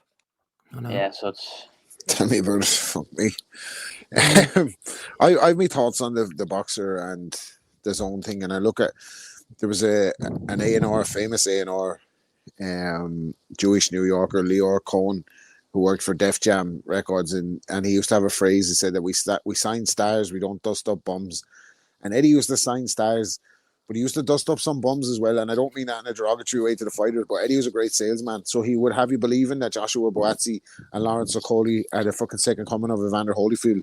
If you listen to him on Sky, Eddie be on Sky all day banging on about it on his platform. And these fellas have left Eddie and realised that probably the grass is not greener. Eddie was probably doing a good job for him and getting them fucking paydays or opportunities that were probably more than their commercial value allows them to get on another platform. And Ben Shalom's obviously waved a bag of money in front of these fellas with the Sky budget, but I don't think Ben Shalom's as good as a salesman as Eddie is. Like, is he? Even Ed, and he doesn't hype the fighters. He doesn't use the platform. He doesn't have these fellas fucking head to head on fucking. Doesn't have them on Soccer Saturday and all fucking. Eddie know how to fucking maneuver fellas and make them gain public traction for them. Like, he's a great salesman. Like, whatever you think about him, he's a bullshitter, but he's a salesman. He does his job for his fighters. Like, and I don't think Ben Shalom is as good as Eddie with that platform. Like, no, sack off Ben Shalom. Completely agree with that. M Lithgow 1983 agrees as well. We assume 4.99. He says dig deep, lads, and that spurred Johnny in for his customary 79p. So we're moving in the right direction, Andy. As is Boxer supposedly. And he said Bellew then. Masternak against Chris Billum-Smith. I think it's going to be a war. I think they're going to go head on with each other, and there's going to be a few brain cells knocked out by the end of next Sunday. Yeah, I think it'll be a decent fight, mate, to be fair. Masternak generally is a good fighter. Now, I know he's got up in age a wee, but I don't know what age he actually is. Must be at least mid-30s and that. But for what I've seen him since the Kalinga fight and that, okay, it's no great opposition that he's been facing, but it's been opposition that he's won over. He's been active in terms of like his output. He's only been stopped once ever. Yeah, another thing as well is I think Billum-Smith can get himself dragged into close quarter battles far too often. I think that's bread and water to a guy like Masternak. His experience, the guys that he's been in with in the past and that as well, might stand him in good stead, unless he's completely washed overnight. I think we might get a decent scrap out of this, to be fair. If it goes a distance, it'll be interesting, but I would not be surprised if Masternak has got one effort left in him that he might just pull it out the bag here, actually, to be fair. So it'll be interesting to see what the odds are. So any of you bettors out there, Matty, definitely have a wee look at Masternak and that, because this is, he is, well, was at least anyway. I've not seen him. I don't think he's fought this year, has he? But anyways, he's generally an active output fighter. So if he's able to, if he's still like that, I think if he's got the ambition, it might have been a world title fight as well. Not getting many more of these opportunities kicking around about the doors at his age and that. So it's a big chance for him. So I would not be surprised to see Masternak pull it off here. So you betters get a look at it. I would probably say maybe Masternak on decision, actually. I think he'll be too busy for Billum-Smith. I think we'll see Billum-Smith probably cover up in the pocket while Masternak's trying to pick off the shots.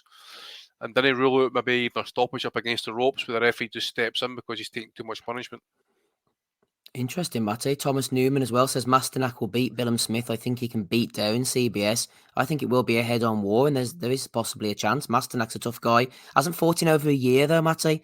Last he went in against Jason Waitley. I think he wasn't he now feed his own pet? Anyway, he's in Australia, and he got beaten by Masternak last October. So the inactivity could be the key, because Billum-Smith is active in and out of the ring. We are keeping our Wiedersehen pet alive on this pod, by the way. Why, aye, man. Class show, man. Masternak's paying 3-1 right now, so I guess it could be worth get some money on it. But isn't Masternak pushing up towards 40 now? Near 40, yeah. Yeah, but let's be honest. Billum-Smith's got a ceiling. I think he's at it there now. To be fair, that's a pretty high ceiling, though. Masternak's only 36. He's a spring chicken, Matthew. Spring chicken. You were Philly Sturm winning by knockout there last night. He's 44. He could be up a cruiserweight next. Yeah, but he knocked out a 39-year-old though. I don't know here. There's a lot of geezer stuff going on here. I can't. I could see Masternak winning. I could absolutely see him winning, but I'm not. I think the odds are about right. I really do. I think William Smith he's probably he's either the second or third best cruiserweight in the world right now, probably. So I think he's got enough for Masternak. Final word to you, Rob. Yami says, I think CBS will get through it with the crowd behind him. That is a big plus down in Bournemouth. He's built a nice little following for himself. CBS is no great shakes, but surely he beats Masternak. I don't know. I think it's a 50-50, to be honest. Yeah, Andy's kind of swaying me a little bit. But I think CBS is a tough yoke. He's a big fucking tough unit. And I think when a going gets tough, he can dig deep. Masternak, tricky operator, come to fight. I just think he'll get through it. I think you're right. I think it'll be a bit of a firefight, but the crowd will pull him through and he'll win decision.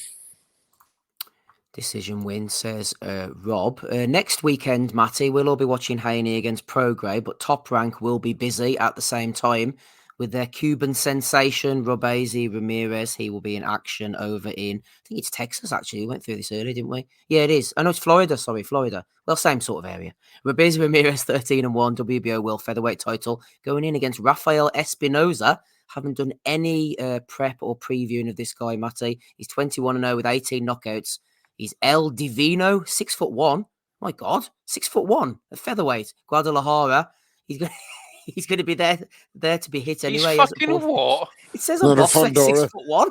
6'1" featherweight. Fucking Jesus Christ. 21-0 with 18 KOs. Let's see if he's fought anyone of People were outrageous, man, when fucking Hearns came in at fucking welterweight as a 6'2". That's right.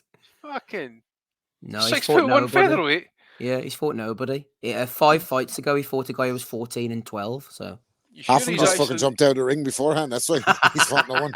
Fuck's sake. Yeah, if I was to say maybe just without having seen him, taking a little something maybe from his box rec to say what this guy might be about. He's only 12 as well. He turned pro at 11. he beat Carlos Ornelas, who has a fairly glossy record, and in his 4 losses, he's been stopped 3 times. And one of those stoppage losses was not to Espinoza. He went the distance with Espinoza. So that power, he might be feasting on some cans there. Good spot, Matty. Yeah, he might be feasting on some cans there, but a lanky guy like that, he could land the right shot and leverage it against anyone possibly. So there's not a lot of value on Ramirez, but you might be able to get a little bit on his opponent by knockout just as a punt, because you never know what could happen there. Ramirez is a very good fighter, but I think that he might be one of those guys who gets a little cocky at times, and it might catch him at the wrong time. But I would venture to say he probably walks through this one. But as I went through that undercard, there's some interesting fights on that one. Is a lot of undefeated guys against 1-loss guys and stuff. So you might see some upsets and some good value on some fighters with some experience on there. So definitely keep your eyes out on that top rank card. It's not great shakes, but I think it's a little bit more well matched than meets the eye. You'd have to think the body would be there, Matty, for Ramirez to hit. And I was thinking as well of taller fighters in the lower weights. And Celestino Caballero came to mind, the Panamanian. I brought him up here. He was a super bantamweight and he was 5'11". So not far off the Espinoza realms there. But the body will be there for Ramirez, you'd imagine, with him being that bloody tall. Oh, yeah. I mean, it's just all a matter if he wants to fight in at that close of a distance, which I think he'd probably be willing to. And but yeah, he's thinking back there. Jeffrey Matabula fought at 122 pounds. He was 6 foot tall. If he was an inch, Ali Funica fought Nate Campbell at 135 pounds. He was 6 foot tall or so. You look at Gary Cully; he's a fucking freak. Yeah. But they are, as we've seen with those lanky guys, you can go over the top of them, and that chin is pretty goddamn vulnerable. A la Sebastian Fundora. As well, but yeah, this undercard is not too bad. You got Michael Coffey on there against an undefeated heavyweight. Jahai Tucker's trying to come back off his first loss against an undefeated Francisco Daniel Verone. Delonte Johnson, undefeated, taking on one loss Jamer Espinosa. Rohan Polanco taking on one loss Keith Hunter. And Bruce Carrington fighting Jason Sanchez. Kind of surprised he's not one of the guys getting a one-loss fighter on his resume there, because I kind of think he's got a little bit of a higher ceiling. Yeah, that guy he's fighting he fought Zelfa Barrett earlier this year. I see their undercards, Andy. The top rank undercards are getting a lot more competitive lately. Are they? No, mate. I'm just looking at some footage of this guy Espinosa just now. Actually, Okay. What are you seeing? He's tall. He's got a habit of kind of leaning down to kind of weird guys. Suppose he has to. He has to, aye. But at the same time, he leaves that chin. He doesn't do much body head movement and that. And Ramirez is a southpaw, isn't he? Yeah, he is. Yeah. I think he'll catch him down the middle with some of these left hands, like, to be fair. But yeah, he's made to be knocked out from Ramirez, isn't he? And then we all want to see Ramirez move on and unify with Luis Alberto Lopez. Well, that's what I want to see anyway. Skinny legs as well, mate. He's not really good footwork. He's going to get knocked out in about 3 or 4 rounds, isn't he? Don't know, mate. It could be anything at the end of the day here. I mean, it might just raise to the occasion, but I just looking at his record here now as well. He's kind of fought exclusively in Mexico. Yeah, I don't think he's left before, has he? Oh, one fight early in his career in America, but couple of fights in America. Yeah, I mean, he's not really fought anybody. What's his ranking? I'm not sure. In BoxRec, he's 47th in the world, so and he's 7th. He's 7th in Mexico. Top 15th in whatever division Ramirez. Yeah, he's been dragged in, hasn't he? Flip me. He ain't gonna win. Yes, probably ranked number 11, so he's well doing the pecking order, the WBO ranking. So he's clearly a voluntary defence. So they've seen something in this guy, as you say. Maybe I've not watched much footage of him, actually. I mean, this is however length of time I've been speaking, or you guys have been talking about this fight, I've been kind of like catching up with the guy. He's not great, like, but he's got long levers. He can drop in a few body shots and that, but the level of opposition he's fighting here and that it's not great. He's got decent combos, but I think Ramirez and that would be too quick for him at the end of the day. You know, I'm okay with this fight as long as Ramirez's next fight is against Lopez. And that's what I was going to say. Yeah, that's what I want to see. Yeah, give me that fight and whatever this fight is, just let it be. But that fight needs to happen. Both top rank. It's getting stupid. Who wins? Who wins? I kind of think that that Lopez has just a little bit of that unorthodox, a little bit of a rough style that I think a guy with an Olympic pedigree is going to kind of have a hard time dealing with, just because it's so weird. So I kind of lean towards Lopez. I agree, Rob. I think that Robeasy has been there to be hit in the past, and after the first 3 or 4 rounds, he wears down. I would fancy Lopez to catch him at some point. Maybe not stop him, but I would pick Lopez in that fight. Yeah, I have to see it. I don't know, maybe Ramirez can pick his pocket, but don't fucking ask me. After the last few weeks, my calls on anything, don't fucking ask me. Like, I don't know. What the fuck do I know? I've got 4 words for these. Never trust a Cuban. Oh, that's true. That's true. Okay, so Ramirez against Lopez. Hopefully, if he can get past the spidery Espinosa. Let's move on to the Chase Center, San Francisco in California. We were talking off air, Andy, the Devin Haney against Regis Prograis fight. Is this something that's getting you excited towards the end of the year? I tell you what, Matchroom, to be fair to them, they are having a pretty decent end of the year. They had Conlan this weekend. They've got the Haney-Prograis fight next weekend. Then they've got Sonny Edwards against Bam Rodriguez. Then they've got the Day of Reckoning thing on the 23rd, which we're not going to be doing the live companion show for. But it's not a bad end to the year from old Eduardo, I think.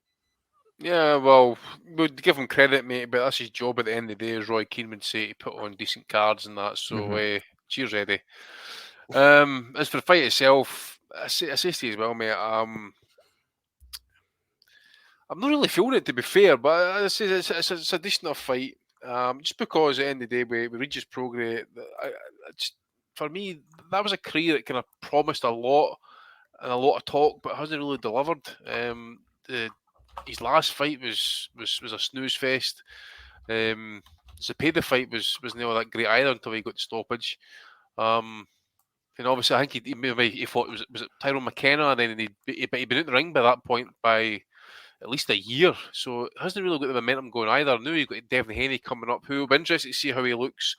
I think he'll look a lot fresher. It'll be interesting to see how his output is, stamina, especially going down the stretch. So a couple of wee question marks there. I think I'm fancying Haney, to be fair. I think Haney will probably win on points, but I just want to see if Prograis will make wee changes on the fly in that, because I just think he can get a bit boring to watch, a bit repetitive, doesn't really change it up. Whereas Haney can probably grapple with him in that as well. So I'll probably go with Haney on points, but I'm not feeling it at all, mate. I think this has got the potential to be an absolute shit fight. Hopefully no, and it kind of ends the year with a decent bang, but I live in hope. Yeah, I can't blame them for matching these two, but I do think that it has the potential to be a bit of a stinker. I've thrown it out in the chat here. Let us know what you guys are thinking. Lithgo1983 says, I'm leaning towards Prograis. MB says, fancy Haney on points. Yumi Yappy says, Hart says Prograis. Head says Haney. Haney will make it a stinker, says Yumi Yappy. If you're listening after the fact on YouTube, throw your predictions in the comments how you think it's going to go, and then we'll publicly shame you next weekend when you get it wrong. Dominic, no shaming you. We were talking about this fight last night, and we both watched this Roberto Diaz interview, the former Golden Boy matchmaker, and he's very close to Jorge Linares, had some interesting takes on it. He said that Haney has a real ability to slow opponents down, maybe make them reluctant to throw. So I would ask you, off the back of that bit of analysis, can Prograis afford, therefore, to step off and try and box with him? Or does he need to say, look, I'm a 140 guy here. I'm going to use my size, my strength, my power, try and make things ugly for you? Because if Diaz is right and Haney manages to lull him, snake charm him, slow the pace down, you got to think Haney's just going to shut him down on points in that case. Yeah, and the thing that sort of came into my head when you were laying that out there was that, if Haney is adept at slowing guys down and getting them to fight at his pace, he may not actually have to exert himself too hard to do that, because Prograis is not, you don't associate Prograis with someone who fights at a sort of very high tempo, high octane, output of punches. He's more of he's quite selective with his shots. So it's interesting from that perspective. Haney's ability to do that may not be called upon to the extent that it has done in previous fights. But I wouldn't. I can't really disagree with what Andy said. I would back Haney on points. I think also what you have to bear in mind here is what the guys have discussed before after Prograis' last fight is his age. I think is he 35? If he's not 35, he's not far off it. He's 34, so he's not far off it. 34. He's been in some tough fights. The Taylor fight was a very tough fight. So yeah, I would think Haney. I can't see a stoppage. I can see Haney winning a 7-5 or 8-4 decision.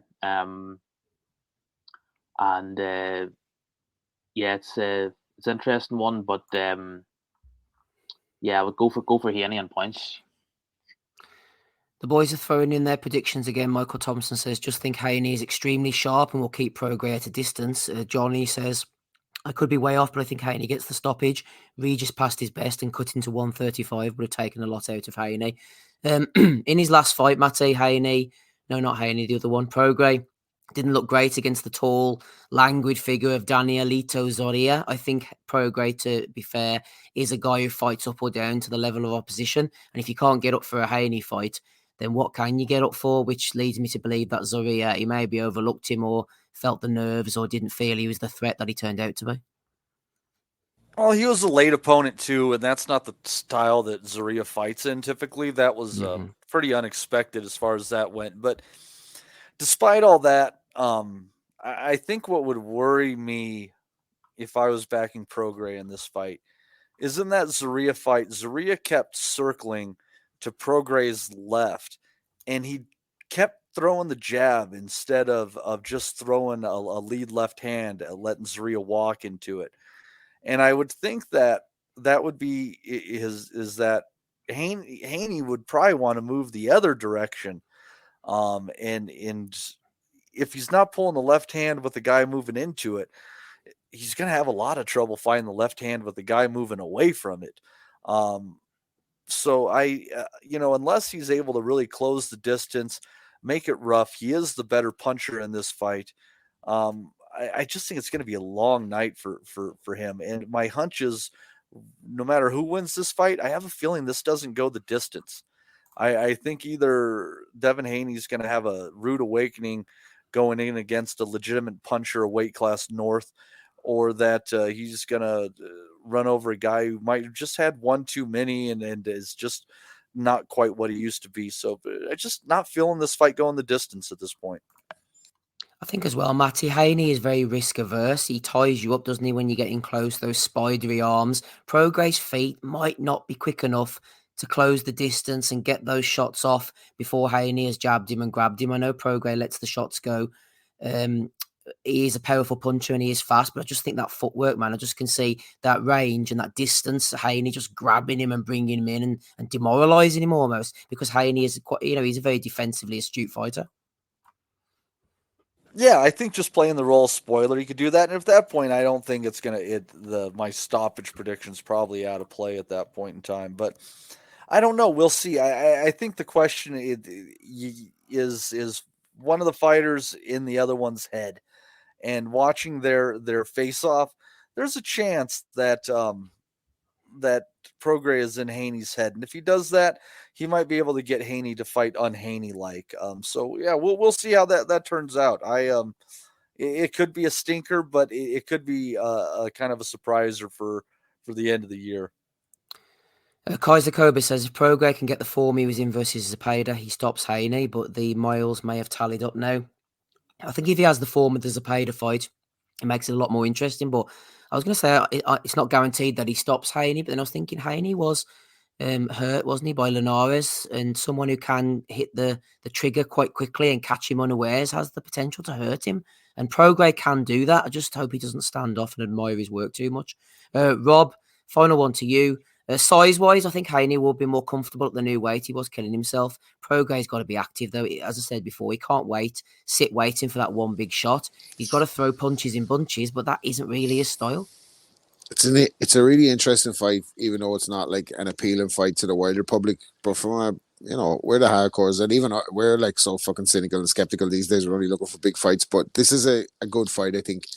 Haney is in a difficult position because he did look dead at the weight in the second Kambosos fight. It was like fucking interview with a vampire at the fucking pre-fight press conference. Like, and Lomachenko, most people thought he lost the Lomachenko fight. So he doesn't get a lot of kudos in the boxing world because he was Gmail champion and all that. Like, and people are now like, it's mad how Joe Gallagher said, about chip paper and all that, like after one of his fights. I think it was a Ryder fight in Callum Smith, like, that'll be chip paper tomorrow. But everyone was up in arms, like Lomachenko was robbed. And now like the perception is more, well, Haney beat Lomachenko, he beat the man. Now he's going up to 140. He doesn't knock anybody out anyway at 35, so going up to 140, you can't imagine he's going to turn into this knockout artist when he's fighting naturally bigger guys. So I think that's going to go against him.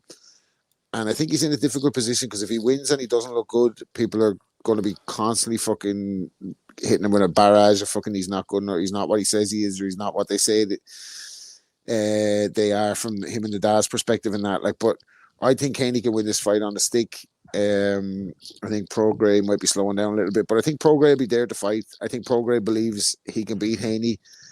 I think he thinks he's an all-round better fighter that probably hasn't had the same opportunities as Devin Haney.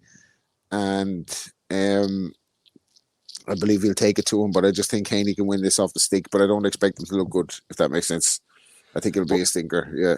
Well, interesting you say that, Rob, actually. You mentioned about it being a stinker, maybe getting a barrage of abuse. This question just come into my head, actually. Do you think there's a chance Haney could win, but he could come out of it probably not worse off than Shakur did against De Los Santos, but like getting a load of stick? I feel like that he gets a lot of stick anyway. Like the Linares fight, he got caught late on. The Gmail championship, the throwing the stacks of money in the air, the persona, Eddie saying he's the next Floyd, I'll never lose to a white boy himself. Like, he doesn't endear himself to people at the best of times. And for a guy who hadn't done a lot in the sport, he had a lot to say. he took his opportunity, beat Kambosos out of sight in the 2 fights, and had a close fight with Lomachenko. I personally thought he lost the Lomachenko fight, but I'm not mad at him being the guy that's the main currency now as he moves on. Lomachenko's kind of had his time in the sport. And I want to see him in big fights with the likes of Garcia, the likes of Teofimo Lopez, the likes of Shakur Stevenson. But he has to do it. I feel like for Haney, there's a night where he has to actually put the fucking foot on the pedal and do it. Like, stop someone, beat someone out of sight so good that people are getting out of their seat when he's fighting. And I just don't think he has that style. I think he's good enough. I think he's fundamentally capable. I think he's good technically. I think he's good off the jab. But I do think he has weaknesses, and I don't ever see him be the top guy, the top guy at 35 to 40 while he's there. I just think the other guys are a little bit better. I think like Tank is too hot for him. I think there's I think against Tank Davis there's times where he could look really, really good, but I just think Tank could catch him eventually, like with his head in the air or something. I just don't think he's going to ever be the top guy between 35 and 40. But he has to do something. He has to make a statement in one of the fights to make people a believer in Haney. Like, yep, we need to see some believers. The Dr. FMG is a bit of a believer. He says Prograis looked out of sorts in his last fight. Haney by upwards of 2 rounds. Prograis a geezer, says Michael Thompson. Well, I hope so. Kaiser Cobra says Prograis better be coming to create room on the inside, punching with the free arms, etc. I don't want him just letting Haney smothering him for a lopsided decision. That could well happen, Kaiser. I'm worried about that too. I'm not that worried. A little bit worried. MB says Regis is a strong body puncher and Haney is coming up in weight. Yep, that's a good point. Haney's a good body puncher as well, though. So you never know. Right, I think that is all we've got on that one. Everyone seems to put their the undercard. Oh yeah, the undercard, of course. Yeah. Oh God, sorry, Matty. I knew there was something I was forgetting. Who have we got? Montana Love, isn't he on it? Yeah, not the greatest undercard ever, but Liam Perro Montana Love is an interesting fight. Montana Love in with another Australian puncher, so that'll be an interesting one. I think Perro's probably got to be favored in that one. Andy Cruz taking on Giovanni Straffon, who I feel is a late notice replacement because I thought he was supposed to fight somebody else on there, Tenahara or something like that. Yeah. But Straffon, decent for a late notice replacement, definitely doesn't have an amateur style, so he could probably confuse Cruz or, give him some weird moments in there. But you got to think of Maxie Hughes box circles around Straffon that Andy Cruz should probably be able to do similarly. And then also you have Ebony Bridges on there, also against late replacement Mio Yoshida, who was active only a month ago in a losing effort. So no great one's fight on that one, but I think Andy Cruz, we're all curious about him. Only a second professional fight, Olympic gold medalist, great fighter in the amateurs. And the Perro Love fight, I think definitely could be an entertaining fight, and potentially a coin flip as far as the winner. Just sliding into chicks with dig territory briefly, Matty. Not Bridges against Yoshida, not interested in that. But the new Vivian Obanoff, 3-0 Brazilian Beatriz Ferreira, a.k.a. The Beast. The Beast. I'm already on board. Could have a future. She's going in against Destiny 2 Sweet Jones. So there you go. That could be a good one. You never know. That could be another exciting fight. It could still the night. Anything is possible. Destiny has the young fella turning up ringside, don't she? Destiny's Child.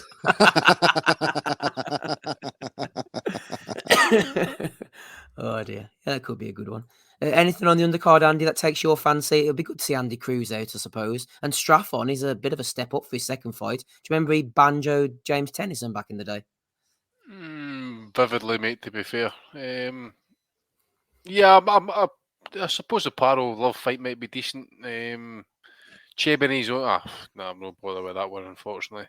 Yeah, I suppose Andy Cruz, I'll watch that purely because we'll see how far this Cuban will go before it falls to pieces for him. You know what I'm talking about? Mm-hmm. I just really want to see these Cubans really in a real proper gut check fight and that, see if they can battle through it, because I'm trying to think the last one actually that's come through and sustained something. Is the guy at super middleweight, Morel, is he Cuban? Yeah, I Morel. believe so. Yeah, he's a problem for anyone. He's brilliant, I think. Well, like Andy said, like he is. I agree that he's a problem, but you want to see him. You want to see someone put up a bit of stubborn resistance to see what they're going to be like in the face of adversity. I suppose Bosanuli did to a point, but he was just like a punch bag at the end, wasn't he? Yeah, but I do like a look of him. Like, I think I'd like to see him against Plant. I think that's a fair fight. Yeah, that's a good fight actually. Or what about Demetrius Andrade? Maybe. No, I think Andrade's going back down to 160 if he keeps fighting. I think he'll pack it in. To be honest, hope so. From your lips to God's ears. You never know. What did you think, Dominic, of that Benavidez Andrade fight last week? Thought Benavidez very impressive. Very impressive. Dominic, do your Andrade doing DMX impression. That's one. I've never even tried that one. Never even tried that one. You go ahead, Rob. You go ahead and fire away with that one. He was trying Henry Kissinger impressions last night. Do you want to hear Henry Kissinger? Absolutely. My brother-in-law was singing my praises earlier. Well, we're out for dinner, Rob, and he says, "You should order your dessert and Henry Kissinger's Basso Profundo." So here it goes. It goes the fundamentals. Hold on. I need to. It's all difficult whenever you're put on the spot, isn't it? That's the flipping. Where's Ahmed? Get him back on. You need people who can perform and drop an act here. It looks a lot easier than it is, this fucking boxing. Get them super chats in the fucking. This is not fucking amateur hour here, you know. It's called fucking on demand as well, man. So fucking come on. Someone put that once, Rob, ages ago in the reviews. I said, "Oh, it's not bad, that podcast for something that's just thrown together." Cheeky cunts.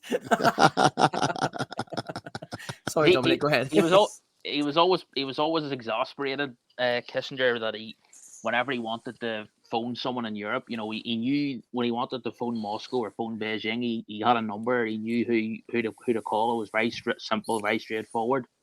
But because of Europe, there was all these different countries. You know, there was no one center that he could call. He got very exasperated, and he sort of turned around to one of his aides one day and he says, "Who do I call when I want to call Europe? Who do I call when I want to call Europe?" That was a brilliant Bob Aaron, man. I fucking love that, man. She's on Darth Vader. I think that's how every Cambodian hears Henry Kissinger's voice in their mind. There you are. Didn't expect us to go there tonight, but Danny Young says I need to get on and do my Zippy and George. Well,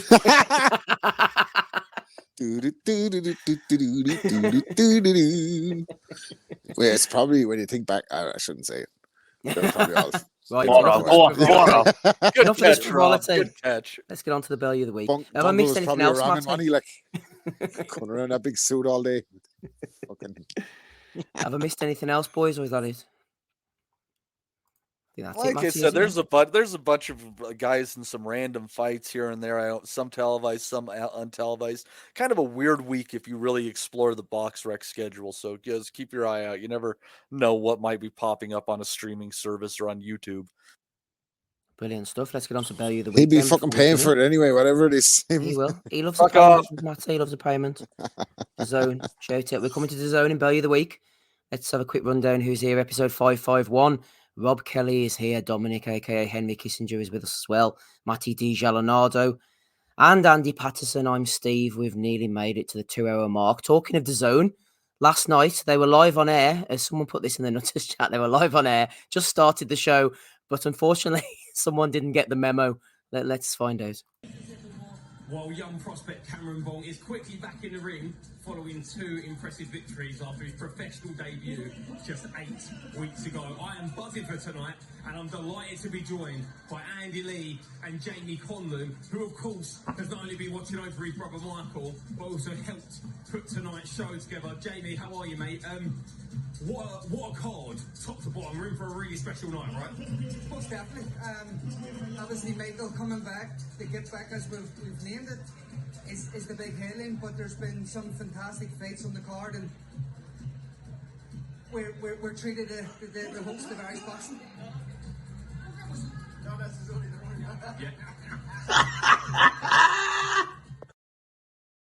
Fucking amateur hour, by the way. Honestly, what a clusterfuck. Someone should sue them. That's what you're paying for, Matty. We'll get copyrighted for that now, by the way. Probably. That was like herding cats. You bastards, the Zone are going to send us to the river. Fuck me. I'll have to trim that one out. That was funny though, wasn't it? You're a man as well. He's dead serious as well when he stand on the fucking spot, will you? Can you imagine it, eh? Well, we need to send someone out there to fucking sort that out. Let's send it all after there with the arthritis. Here, after we can get that fucking sorted out, you old bastard. Oh, we're going to smelling a piss as well. Poor Arthur. Anyway, moving on over to Tim Go out Boxeo. and push some pro boxers around there, old man. Holy shit! There's context to this one, first of all, and here we are. Tim Boxeo is back on the scene just in time for heavyweight debutant Guadalupe Quintana Dominguez, £206, and Layla Michelle Martinez, £215, face off tonight in Ciudad Juarez, Mexico, live on YouTube. There you are. Ooh, 400 plus pounds of pressure. As I said to Dominic, Bags being the referee. Well, Martinez scored a second round stoppage win over Guadalupe when the corner of Dominguez throws in the towel in their heavyweight bout. So there you are. Two athletes in the prime of their lives, says Billy Boxing. Throws in two towels. The beach towel. Can on, the you girls. imagine, man? This pic from the back, he just kind of looks like Antonio Margarito let himself go. And Antonio Margarito wrapped the hands of the one that won. There was footage, but I wasn't able to cut it, unfortunately. Oh, but send it on. Yeah. How hard are you going to have a cheeky masternack later, Rob? It's on Chicks with Digs, El Chicks with Digs, Chicas with Digas. hosted by Maddie and Tim Boxeo. That would have been that would have sounded so much better than Razor Ramon's voice there by Chica. I'm a success. AP says this is what Nathan Gorman called banking material. Nathan Gorman was taping your one shorts up, he was. Oh my gosh, that's funny.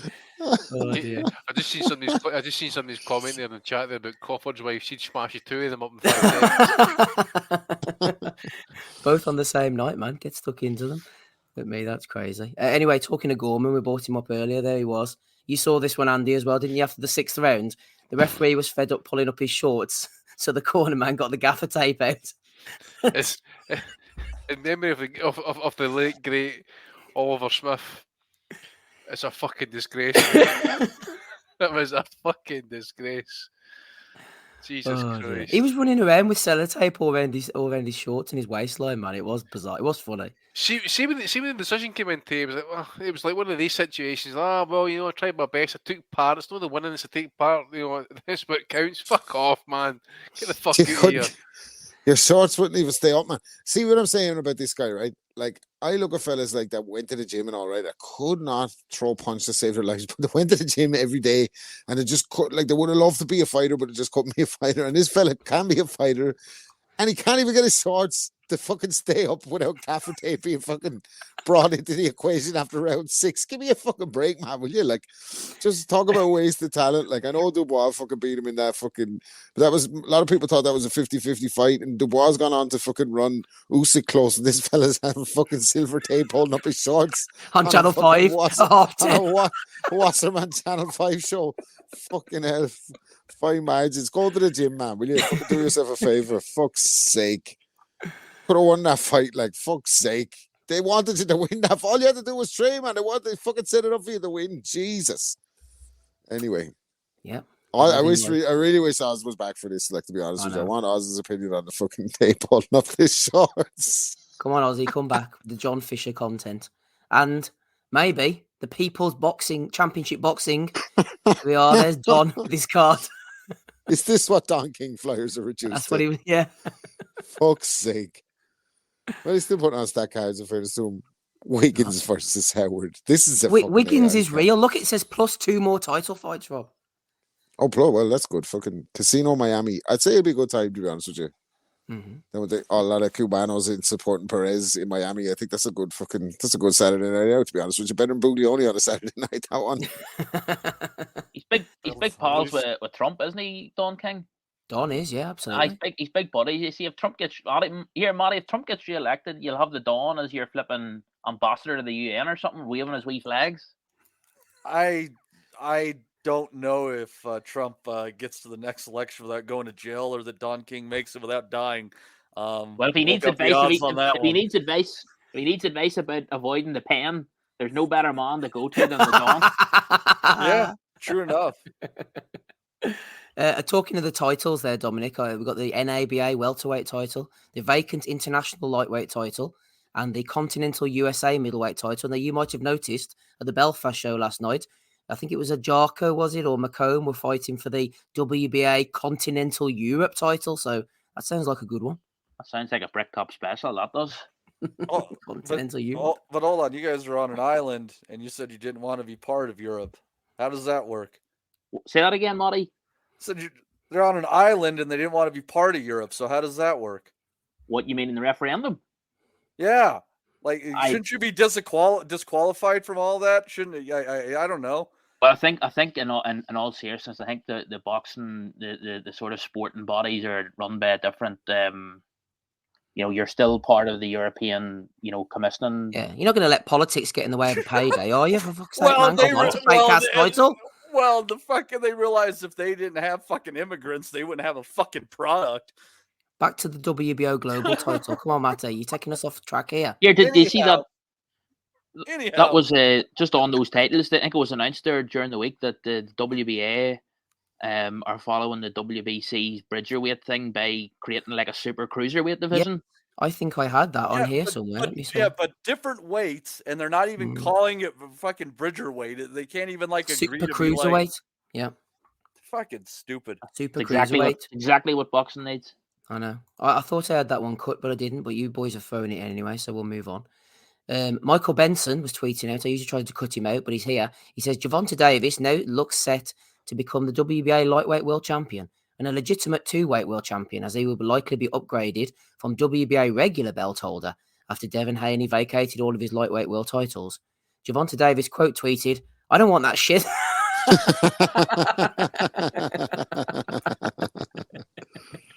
Because he can't use email, Rob, to receive it. That's the problem. Good man, Gervonta. Do you think Gervonta controls his own account, or do you think someone's doing that for him? I don't know, but he took a clip out of the Mayweather playbook last night, didn't he? And he put up a shot of his new car, and then followed by Ryan Garcia taking a knee against him, like on the night Ryan Garcia fucking comes back, like. So, learning from the best. Made a hell of a fighter, making a lot of smart investments there. I think he does, Dom, because he likes a deletion, doesn't he, Gervonta? He puts up some wild shit sometimes and deletes it afterwards. Yeah, I think he probably does. Yeah, he's a top tier shit talker for sure. Yeah. Well, he's been beefing with King Rye anyway, and Garcia bit back at him and said, Gervonta Davis will never give anybody a fair fight. He doesn't have the dog in him. Matty, doesn't have the dog in him. He's going to come back to Rudy comments at some point in the near future by Ryan Garcia, so he should shut his fucking mouth, go back to the gym, back to the laboratory, as the kids like to call it these days, and fucking work on his defence, because that poverty shoulder roll that he's employing these last few, or last night at least, that's going to end up with him flat on his back at one point. Look at Oscar's face on that photo, Andy, to the right. He's like, but he spotted some chica standing ringside by him. He's like, he says, "You're victim 500, possibly." I think something's just touched the bloodstream. Look at Tyson, man. Tyson's that he wants to get in there. He's missing that. He's missing that fucking endorphin release. It's getting rough and tough in there. Look at this. Here we are. Isaac Warrior Lowe and Prince Patel. Lowe says, end the year like I gonna start 224. Thank you for the support and message, means a lot. No time to step with my family. Prince Patel is bullying him a bit, isn't he, man? I don't like it. He says, what does no time to step with my family mean? Did he mean sleep? I wouldn't put it past him. I didn't read that one before. I didn't actually read that one. It's a bastard, isn't he? I love that shit though. I can't lie. Like, two fellas are verbally jousting, and one is sharper than the other. Tough shit. You know what I mean? It's fucking. You get what you came for. Steve Steve's like crying there about, oh, he's been bullied and that. Fucking hell, Tyson Fury's wife fucking slaughtered the guy, man. So he was Scrabble champion. He's Scrabble champion, no chance. Fuck. Did you see your man from New Age Boxing? Martin put up a good one as well. Isaac Lowe said he was going into some fight. Martin says he's going to go for the OK.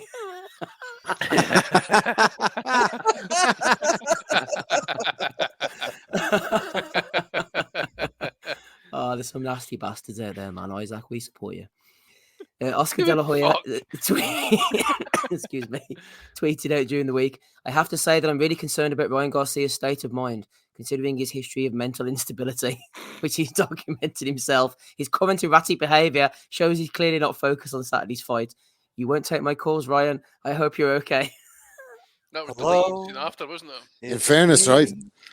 Me now, I wouldn't even take Oscar De La Hoya's calls now, and like, I'm nobody. Do you know? Not a chance. If I had Oscar's number, right, and he rang, ask Dominic, right? He can barely get me on WhatsApp. If Oscar fucking rang me, like, right, no chance. I'd be like, no, sorry, man. I'd take it maybe the first time. You fucking liar. I'd take it the first time, but I wouldn't fucking like. You take it the first time. You would take it the first time just to get to know him, and then I'd be like, no, fuck it, Oscar, man, stop, man. Because what time in the morning would Oscar be ringing you, really? You know what I mean? Well, to be fair, Ryan, you won't take these 2 a.m. calls that I make it to you. Rob, to be fair, those 2 a.m. calls will be coming into you at about 10 in the morning, so that seems reasonable. Yeah, West Coast time. Give Oscar a chance, man. I'm not up at 10 in the morning. What's wrong with you? I think I'm a slave. We were talking earlier about Rabizi Ramirez possibly fighting Luis Alberto Lopez. An old gad, fresh from Kingston, Jamaica, has a pronunciation of his own. Here's the gad. Obviously, Luis Alberto Lopez. Oh, see these guys, man. I tell you what. See what really kind of fucks me off, right? It's not their fault, but see when you get,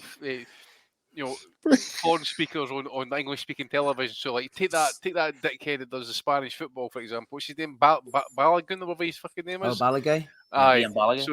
So he actually like overpronounces it. It's like, and you get that dickhead that does the German football. He's the same fucking way, right? He speaks like a native. It does my fucking nothing. He's no Spanish. He's fucking English. Just speak properly. Luis Alberto. Imagine the guy from the guy. Luis Alberto Ramirez. I'm like, so fucking. Imagine him pronouncing like a German name or like a whatever language you want to think of. Nelst. Steve McLaren when he was in Amsterdam for 6 weeks, he's like, yes, all we need to do is Joey Barton fucking French English. French fucking. No, I'm telling you, give me Luis Alberto Lopez fighting somebody in Jamaica with the dad on comms. Fighting Conlan.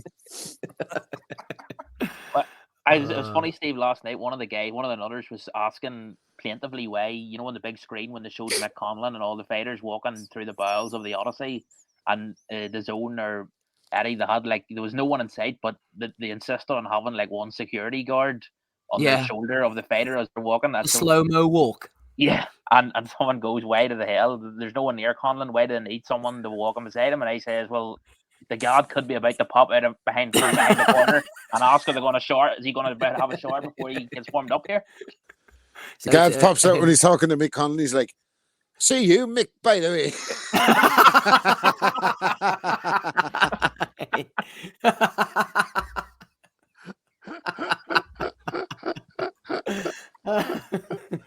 He'd be like Brendan Behan or something. Big Jerry Adams glasses instead of his normal glasses, just for a hard job. Oh, he's got to do that, hasn't he, the guard, man? That'd be class. Oh, what have we got here? B. Jackson was getting in touch with Rick Glazer. He says, hey, Rick, have you ever considered passing on your business to a protege or someone that wants to do what you do in boxing? Whatever that is, would probably give you much name recognition beyond your years. You get to leave a piece of what you built to someone. And this guy must be a troll. And the sport gets a position boxing. And Rick says, yes, but it's such a business. You need so many facets of mind, personality, disposition, work ethic, boxing knowledge, business savvy, be relentless and be streetwise. Where do you find that animal? fucking work ethic. Unrivaled. Fucking grifting arsehole, man. Fucking work ethic, my arse. Oh dear. Good old Vic. What else have we got here? There he is, looking happy as always, old Smigger. He's talking about Callum's chances against Artur Beterbiev. He says they have 3 belts and be sitting there in a very, very good position. Paul discusses his brother Callum Smith's upcoming fight against Artur Beterbiev. The T-boy jumps in and says, cover up for 12 rounds and take a points loss like the Canelo fight. Oh, Andy, that's a bit of a low blow, isn't it? He dared to be great. He set the blueprint of how to beat Canelo. Oh, mate, I remember Bellew coming out saying it was going to be the hardest fight and all that, and Callum was... The truth of the matter was, I think he only trained 8 weeks, and it was to make weight, basically, or something along those lines. And all they fucking bigged up his chances, and they gave him all the chance of the day. And what did they do? Nothing. Absolutely nothing. And Paul, every time you see Paul, that's how he looks.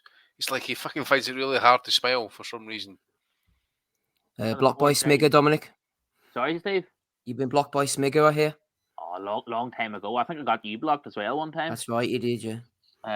Sorry about that, Steve. No, your life's never been the same again. But no.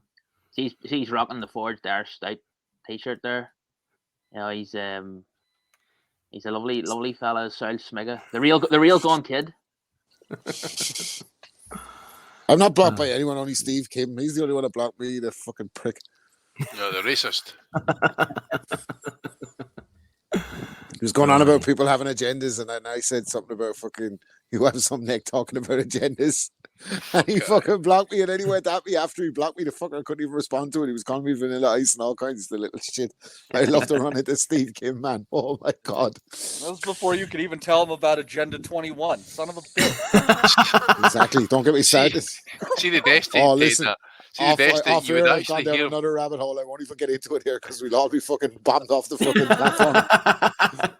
Fucking Interpol. So I see talking of the Smiggers there. Beefy he's been in Dublin last week and he was in Belfast last night. He was, yeah. You'd be forgiven for thinking he was trying to stay away from Liverpool, wouldn't you? What was that again, Matty? What was she telling us about him? What was he doing? What? What was he up to, Matty? Who? Beefy Smith. You said he was up to something. You said he was throwing sausages about somewhere. Enlighten us, Matty. Enlighten us. Well, God, you guys saw that. Well, Andy would have seen it. So, from what I saw in the post, he was banging some mob guy's girlfriend. So then he went to the hands for protection, and then he started banging some other mob guy's girlfriend, and then his house got fucking torched. That's what I heard. But it was worth it. But did you then question his performance in the rematch against you, Mike? Think he got nobbled, Matty? Ooh. Well, isn't that an interesting Did think he got nobbled because that was a non-performance of sorts, you know what I'm saying?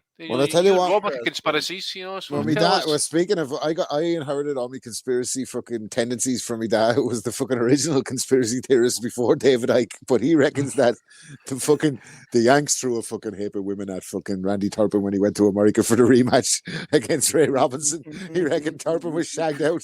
That's why he finished. Shagged out looking for a handout. That's it. Yeah, they stitched him up. They brought him over 60 days. They threw women at him. They threw him at him. I say, how the fuck do you know this? No, even internet. How the fuck do you know that? That's a good one. I like that one. That's good. That. Oh, he was shagged out. America, all they have are Protestant whores. But it's mad. You think about the generations now. We think back like 25 years. We're talking about Holyfield and that. Like I remember being, and I know this is Bellew of the Week, like, but I remember being like in the 80s, talking to me, my dad's sister's husband, like, and he had been at the fucking Randy Turpin Robinson fight, like, but it was only like fucking 30 years ago. You get me? Like, it was only like he's talking like 30 years back, like, and he was telling me vividly like the story of the fight and all that, like madness. Anyway, go ahead. No, that's good. So what you're saying, Dominic? He's been told to lay low from Liverpool. Is that right? So what's he doing there in Ireland, man? That's the worst place to fucking lie low. What the fuck? Well, speaking of me, he worked in England in the 60s or whatever, and used to be having banter with the English lads or whatever about the political situation in the north. Some fella allegedly said, "You'll never get back those 6 counties." And someone said, "Well, we do you a deal. Give us back the 6 counties, and we give you back Liverpool."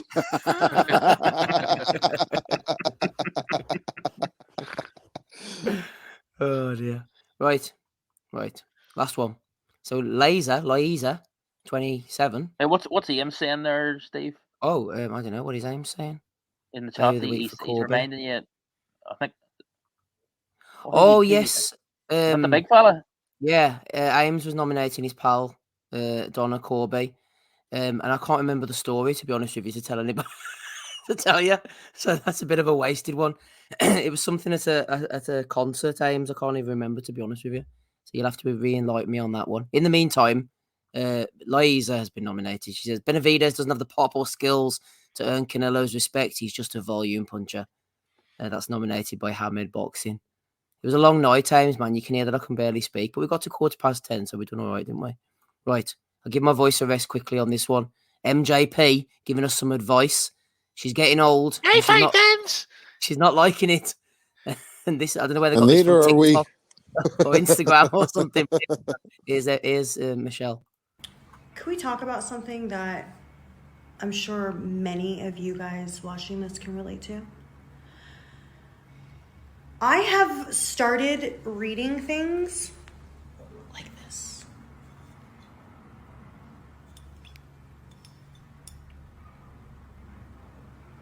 I have always had great vision, but only until the last maybe 4 or 5 months. I'm starting to read like the fine print is a little bit too small. Why is everything a little blurry? It's like no matter how much you prevent it, age just creeps up on you. I thought it was nice. What is how she really leans into her position? Jesus Christ. Do you know what I was thinking the whole time I was watching that clip is how long would I actually tolerate this in real life? Like, not fucking as long as that clip went on. I know that's fucking shut up, man. What? Filters on it and everything too, man. Jesus.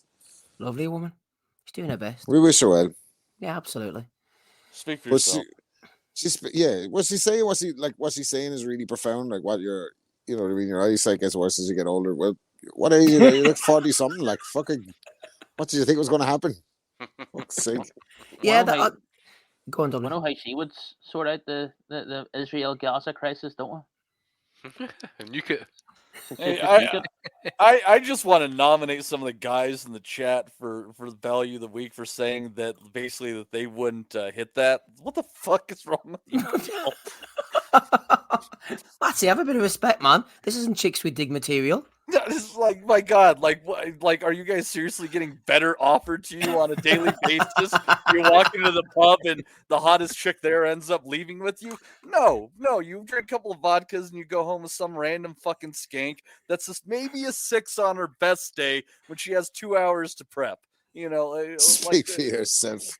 Fucking, all them filters, man. Your woman probably looks like Jimmy Corkle in real life. She's a nice looking woman, and like she says stupid shit. It's always so sexist, buddy. Well, it was so progressive over here.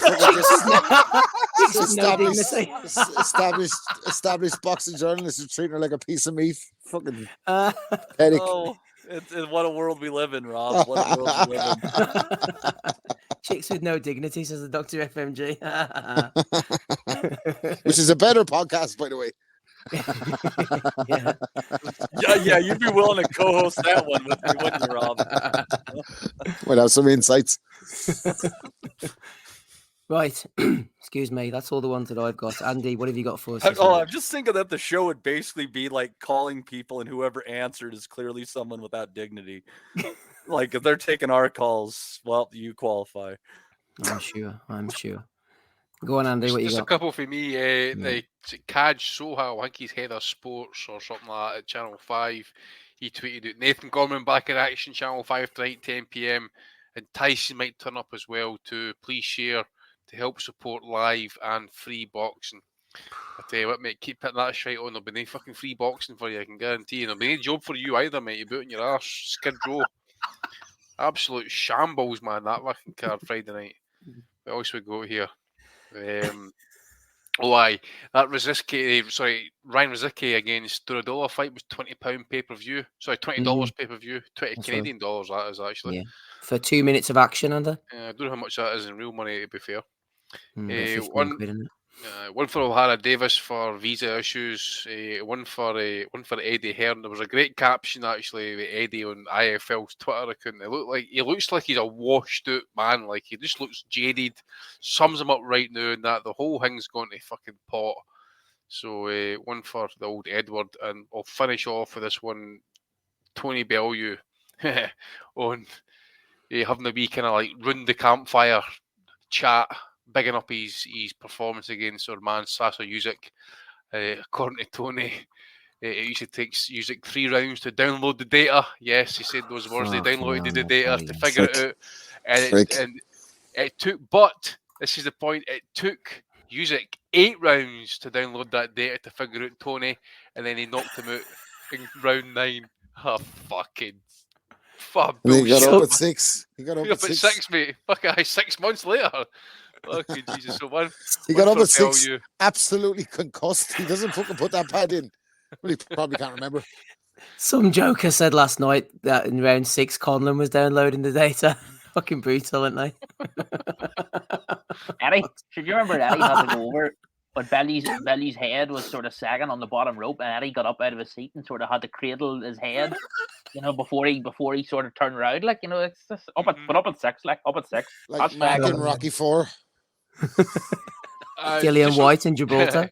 Just on the Hearn comment again, actually, I think it just also what's jaded him as well, obviously, about Conlan getting knocked out, and that was the fact that Robert Smith of the board came out in TalkSport and basically just put the fucking exclamation and the dagger right through Ben against Eubank, put the fucking the kibosh right on it. It's no happening. Edward, you'll need to take it abroad, mate. Good luck with that. You and Connor Hen, all the best to you. Good evening, Edward. It was some watch. And to be honest as well, Eddie, I know you'll have your wee fucking minions listening in, mate. You're crying there on IFL last night about how Robert Smith is amiable to you. He'll say hello to you at shows. He'll shake your hand, but he'll not sit down and have a conversation with you. No fucking wonder, mate. You went away and got the lawyers involved straight away. You got the dogs on the case. You started throwing the fucking shade about all this type of other shite. And what happens? You put it into the fucking hands of the lawyers. So no wonder the guy doesn't want to fucking talk to you. Would he even trust you anyway? Would he? Because what would happen is you would just turn up in the fucking front of a camera about 2 hours later, evening Cougs, and fucking just spill your guts as you normally do. Start fucking just mouthing off again. So probably best that he doesn't want to talk to you anyway. He keeps himself safe. But you didn't want Eddie fucking mouth off the background about all this legal stuff and that as well. So bad week for Eduardo. Bad week for Eduardo, Matty. A good week for you. Anybody of the weeks? Yeah, I think I'll have to pull one from the Boxing Nutters Messenger group. And stay with me here because it starts off on a very, very bad note. There was a rape in Brighton, and unfortunately, Eubank is under investigation as being the perpetrator of that rape, which is terrible. Rape is wrong. And at which point somebody said, aren't there a bunch of gays in Brighton too? At which point Ricky Graville said, yeah, probably have to bring my own pint glass if I go down that way. So I got to give a Bellew of the Week to Ricky Graville for thinking if he went to Brighton, he might be a rape victim. I was just wondering if maybe Billy Joe Saunders asking about the gay comments, What happens in the Nutters chat? Fuck's sake. Ends up over here. Sorry, that was... You want to keep a secret? Don't fucking tell Maddie anyway. Fuck's sake, man. Johnny Tight Lips over here. Dale, can you block me? Danny Young said Bellew held up at 9 by 4 people. Do you remember the post-fight interview, by the way, when Tony's getting interviewed? He's like, Alexander. Oh yeah, he was like totally fucking concussed. And I'm like, Alexander. Fucking Jesus. Any more, Matty? No, actually, no. Dominic, any from you? No, my one was going to be what Andy mentioned about Robert Smith and Eddie and just all that there stuff. Eddie saying that he sort of seems to forget that there's a process that everyone who's failed the test has to go through. These things don't get resolved by having a wee sort of fireside chat with Robert Smith when you can sort of try and put pressure on him in private. It's ridiculous. Can you imagine that? What would actually say about that if Eddie and Robert Smith will have a quiet chin wag? Where's the fuck? You know what I'm saying? Yeah. What's the word I'm looking for? Actually, where's the transparency there? You know, Exactly. Can you imagine the fucking some of these people, these fucking minions talking about it?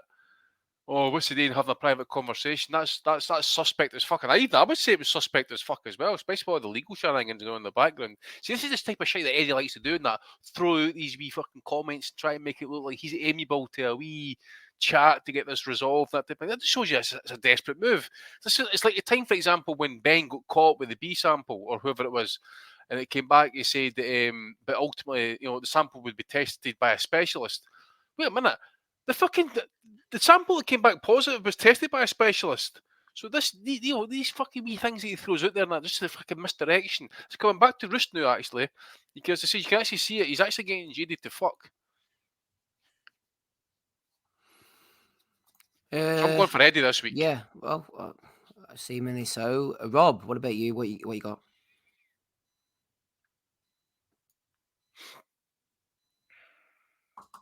You're on mute, Rob. Any nominations? Please. Can we hear him? Can you hear me, Andy? Yeah? I can hear you fine, mate. Rob's still on mute. Rob, hurry up. I'm trying to watch fishing on television. Yeah, I need a piston. That's all right. Rob's maybe been abducted by aliens. We'll go through these quickly. So we had the DAZN shenanigans at the beginning. We had Gad's pronunciation. We had MJP complaining about her age. We had the two fine athletes. We wish them well. This is an athlete as well on Channel 5. He might turn up on a Don King show if he's lucky. Javonte Davis going in on the WBA. King Roy fires back. Prince Patel and Isaac Lowe going back and forward. Oscar De La Hoya is worried about Garcia. Rick Glazer is letting us all know what he does in boxing, sort of. We've got Schmiger there looking all happy with himself. And Benavidez and all the other nominations as well. Andy, are you dead set on Eduardo this week?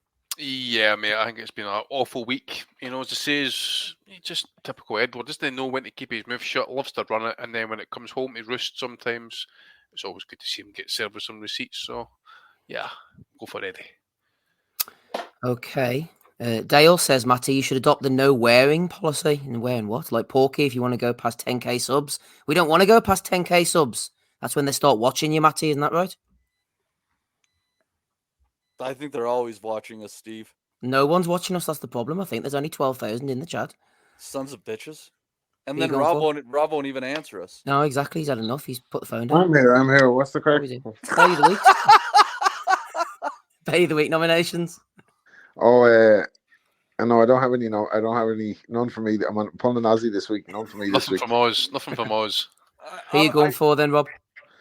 I think nothing sums up the current shit show that boxing is than the fucking Nathan Gorman having his fucking trunks held up by gaffer tape on fucking terrestrial television on a Friday night, like when the Misfits are taking over. Like, I'd probably rather watch the Misfit show. I'd probably rather watch that fucking IFL clip of somebody saying they'd fuck somebody than watch Nathan Gorman have his fucking shorts held up, and what was he, like 270 or something, 270 bills or something? 296. 296. Lord Jesus, like, come on, man. Someone said he's ate Isaac Lowe since his last fight. Shameful, like, so. Probably shot or Isaac Warrior Lowe actually for his fucking before his breakfast yesterday morning. One for Eddie, one for Gorman. Sorry, Matty, back to you to make your pick, please. I think I got to go for Gorman taping his pants up like he's Ricky Graville at a pub in Brighton. Oh, thank you. M. Lithgow says Misfits takes it more serious than Gorman. Dominic, who are you going for this week? Honourable mention to Tony Bellew in the jungle about the Easter fight. I thought that was very good, but probably go for Eddie. Eddie as well. 2 for Eddie, 2 for Gorman. I'm going to split it as pick number 5, and I'm going to go for Gorman as well, man. I thought that was funny. He doesn't take himself too seriously, does he? He comes in, he has a laugh, he gets on Channel 5 in an 8-rounder, he loses to a Latvian or a Ukrainian, he gets his shorts taped up with a bit of gaffer tape. Absolute banter, man. That's what boxing is all about. So we need many of that on Channel 5. Yeah, more Cali Sauerland needed, Andy. That's what I say for Nathan Gorman. Congratulations, you are the Bellew of the Week winner for episode 551. And that is where we shall leave it. We managed to make it through, didn't we, boys? Let's have a look at the super chatters, actually, before we get out of here. Oh, yeah. Shout out to Alex Smith. He renewed his Patreon pledge. I thought he'd gone, but he came straight back to us. Patreon.com/boxingasylum. Shout out to him. And the super chatters, who are they? Who were they? Johnny Horsecott Nelson, 79p. Ryan Deal threw in some money as well. So did Lithgow, 1983. And Paul Raftery threw in £20. Shout out to him. And shout out to all of you for listening as well. And everyone who supports us, hit the like on the way out, the subscribe button. And we might do a post-fight pod, or we might not, thanks to Andy. He's come on tonight. Matty's come on as well. Rapping Rob Kelly and Dominic. And also Ahmed came on earlier. He might be back. I've been your host, Steve Collings. Shout out to Ahmed. Tough debut for Ahmed tonight, wasn't it? Yeah, it was. But he did his best. He'll be back. Fighting, pitching. Matty will be in the hot seat. He'll be back. Episode 552. A steam train wouldn't stop him. See you all same time, same place next week. And bye. We'll never forget. I think that's good happening. Go to animals! We want to be honest, yeah? Crying like a little bitch. I've never met a fucking swank that can fight me. I fell asleep. You're a fucking bum, you're a fucking asshole. Rumpo fucking Stiltskin.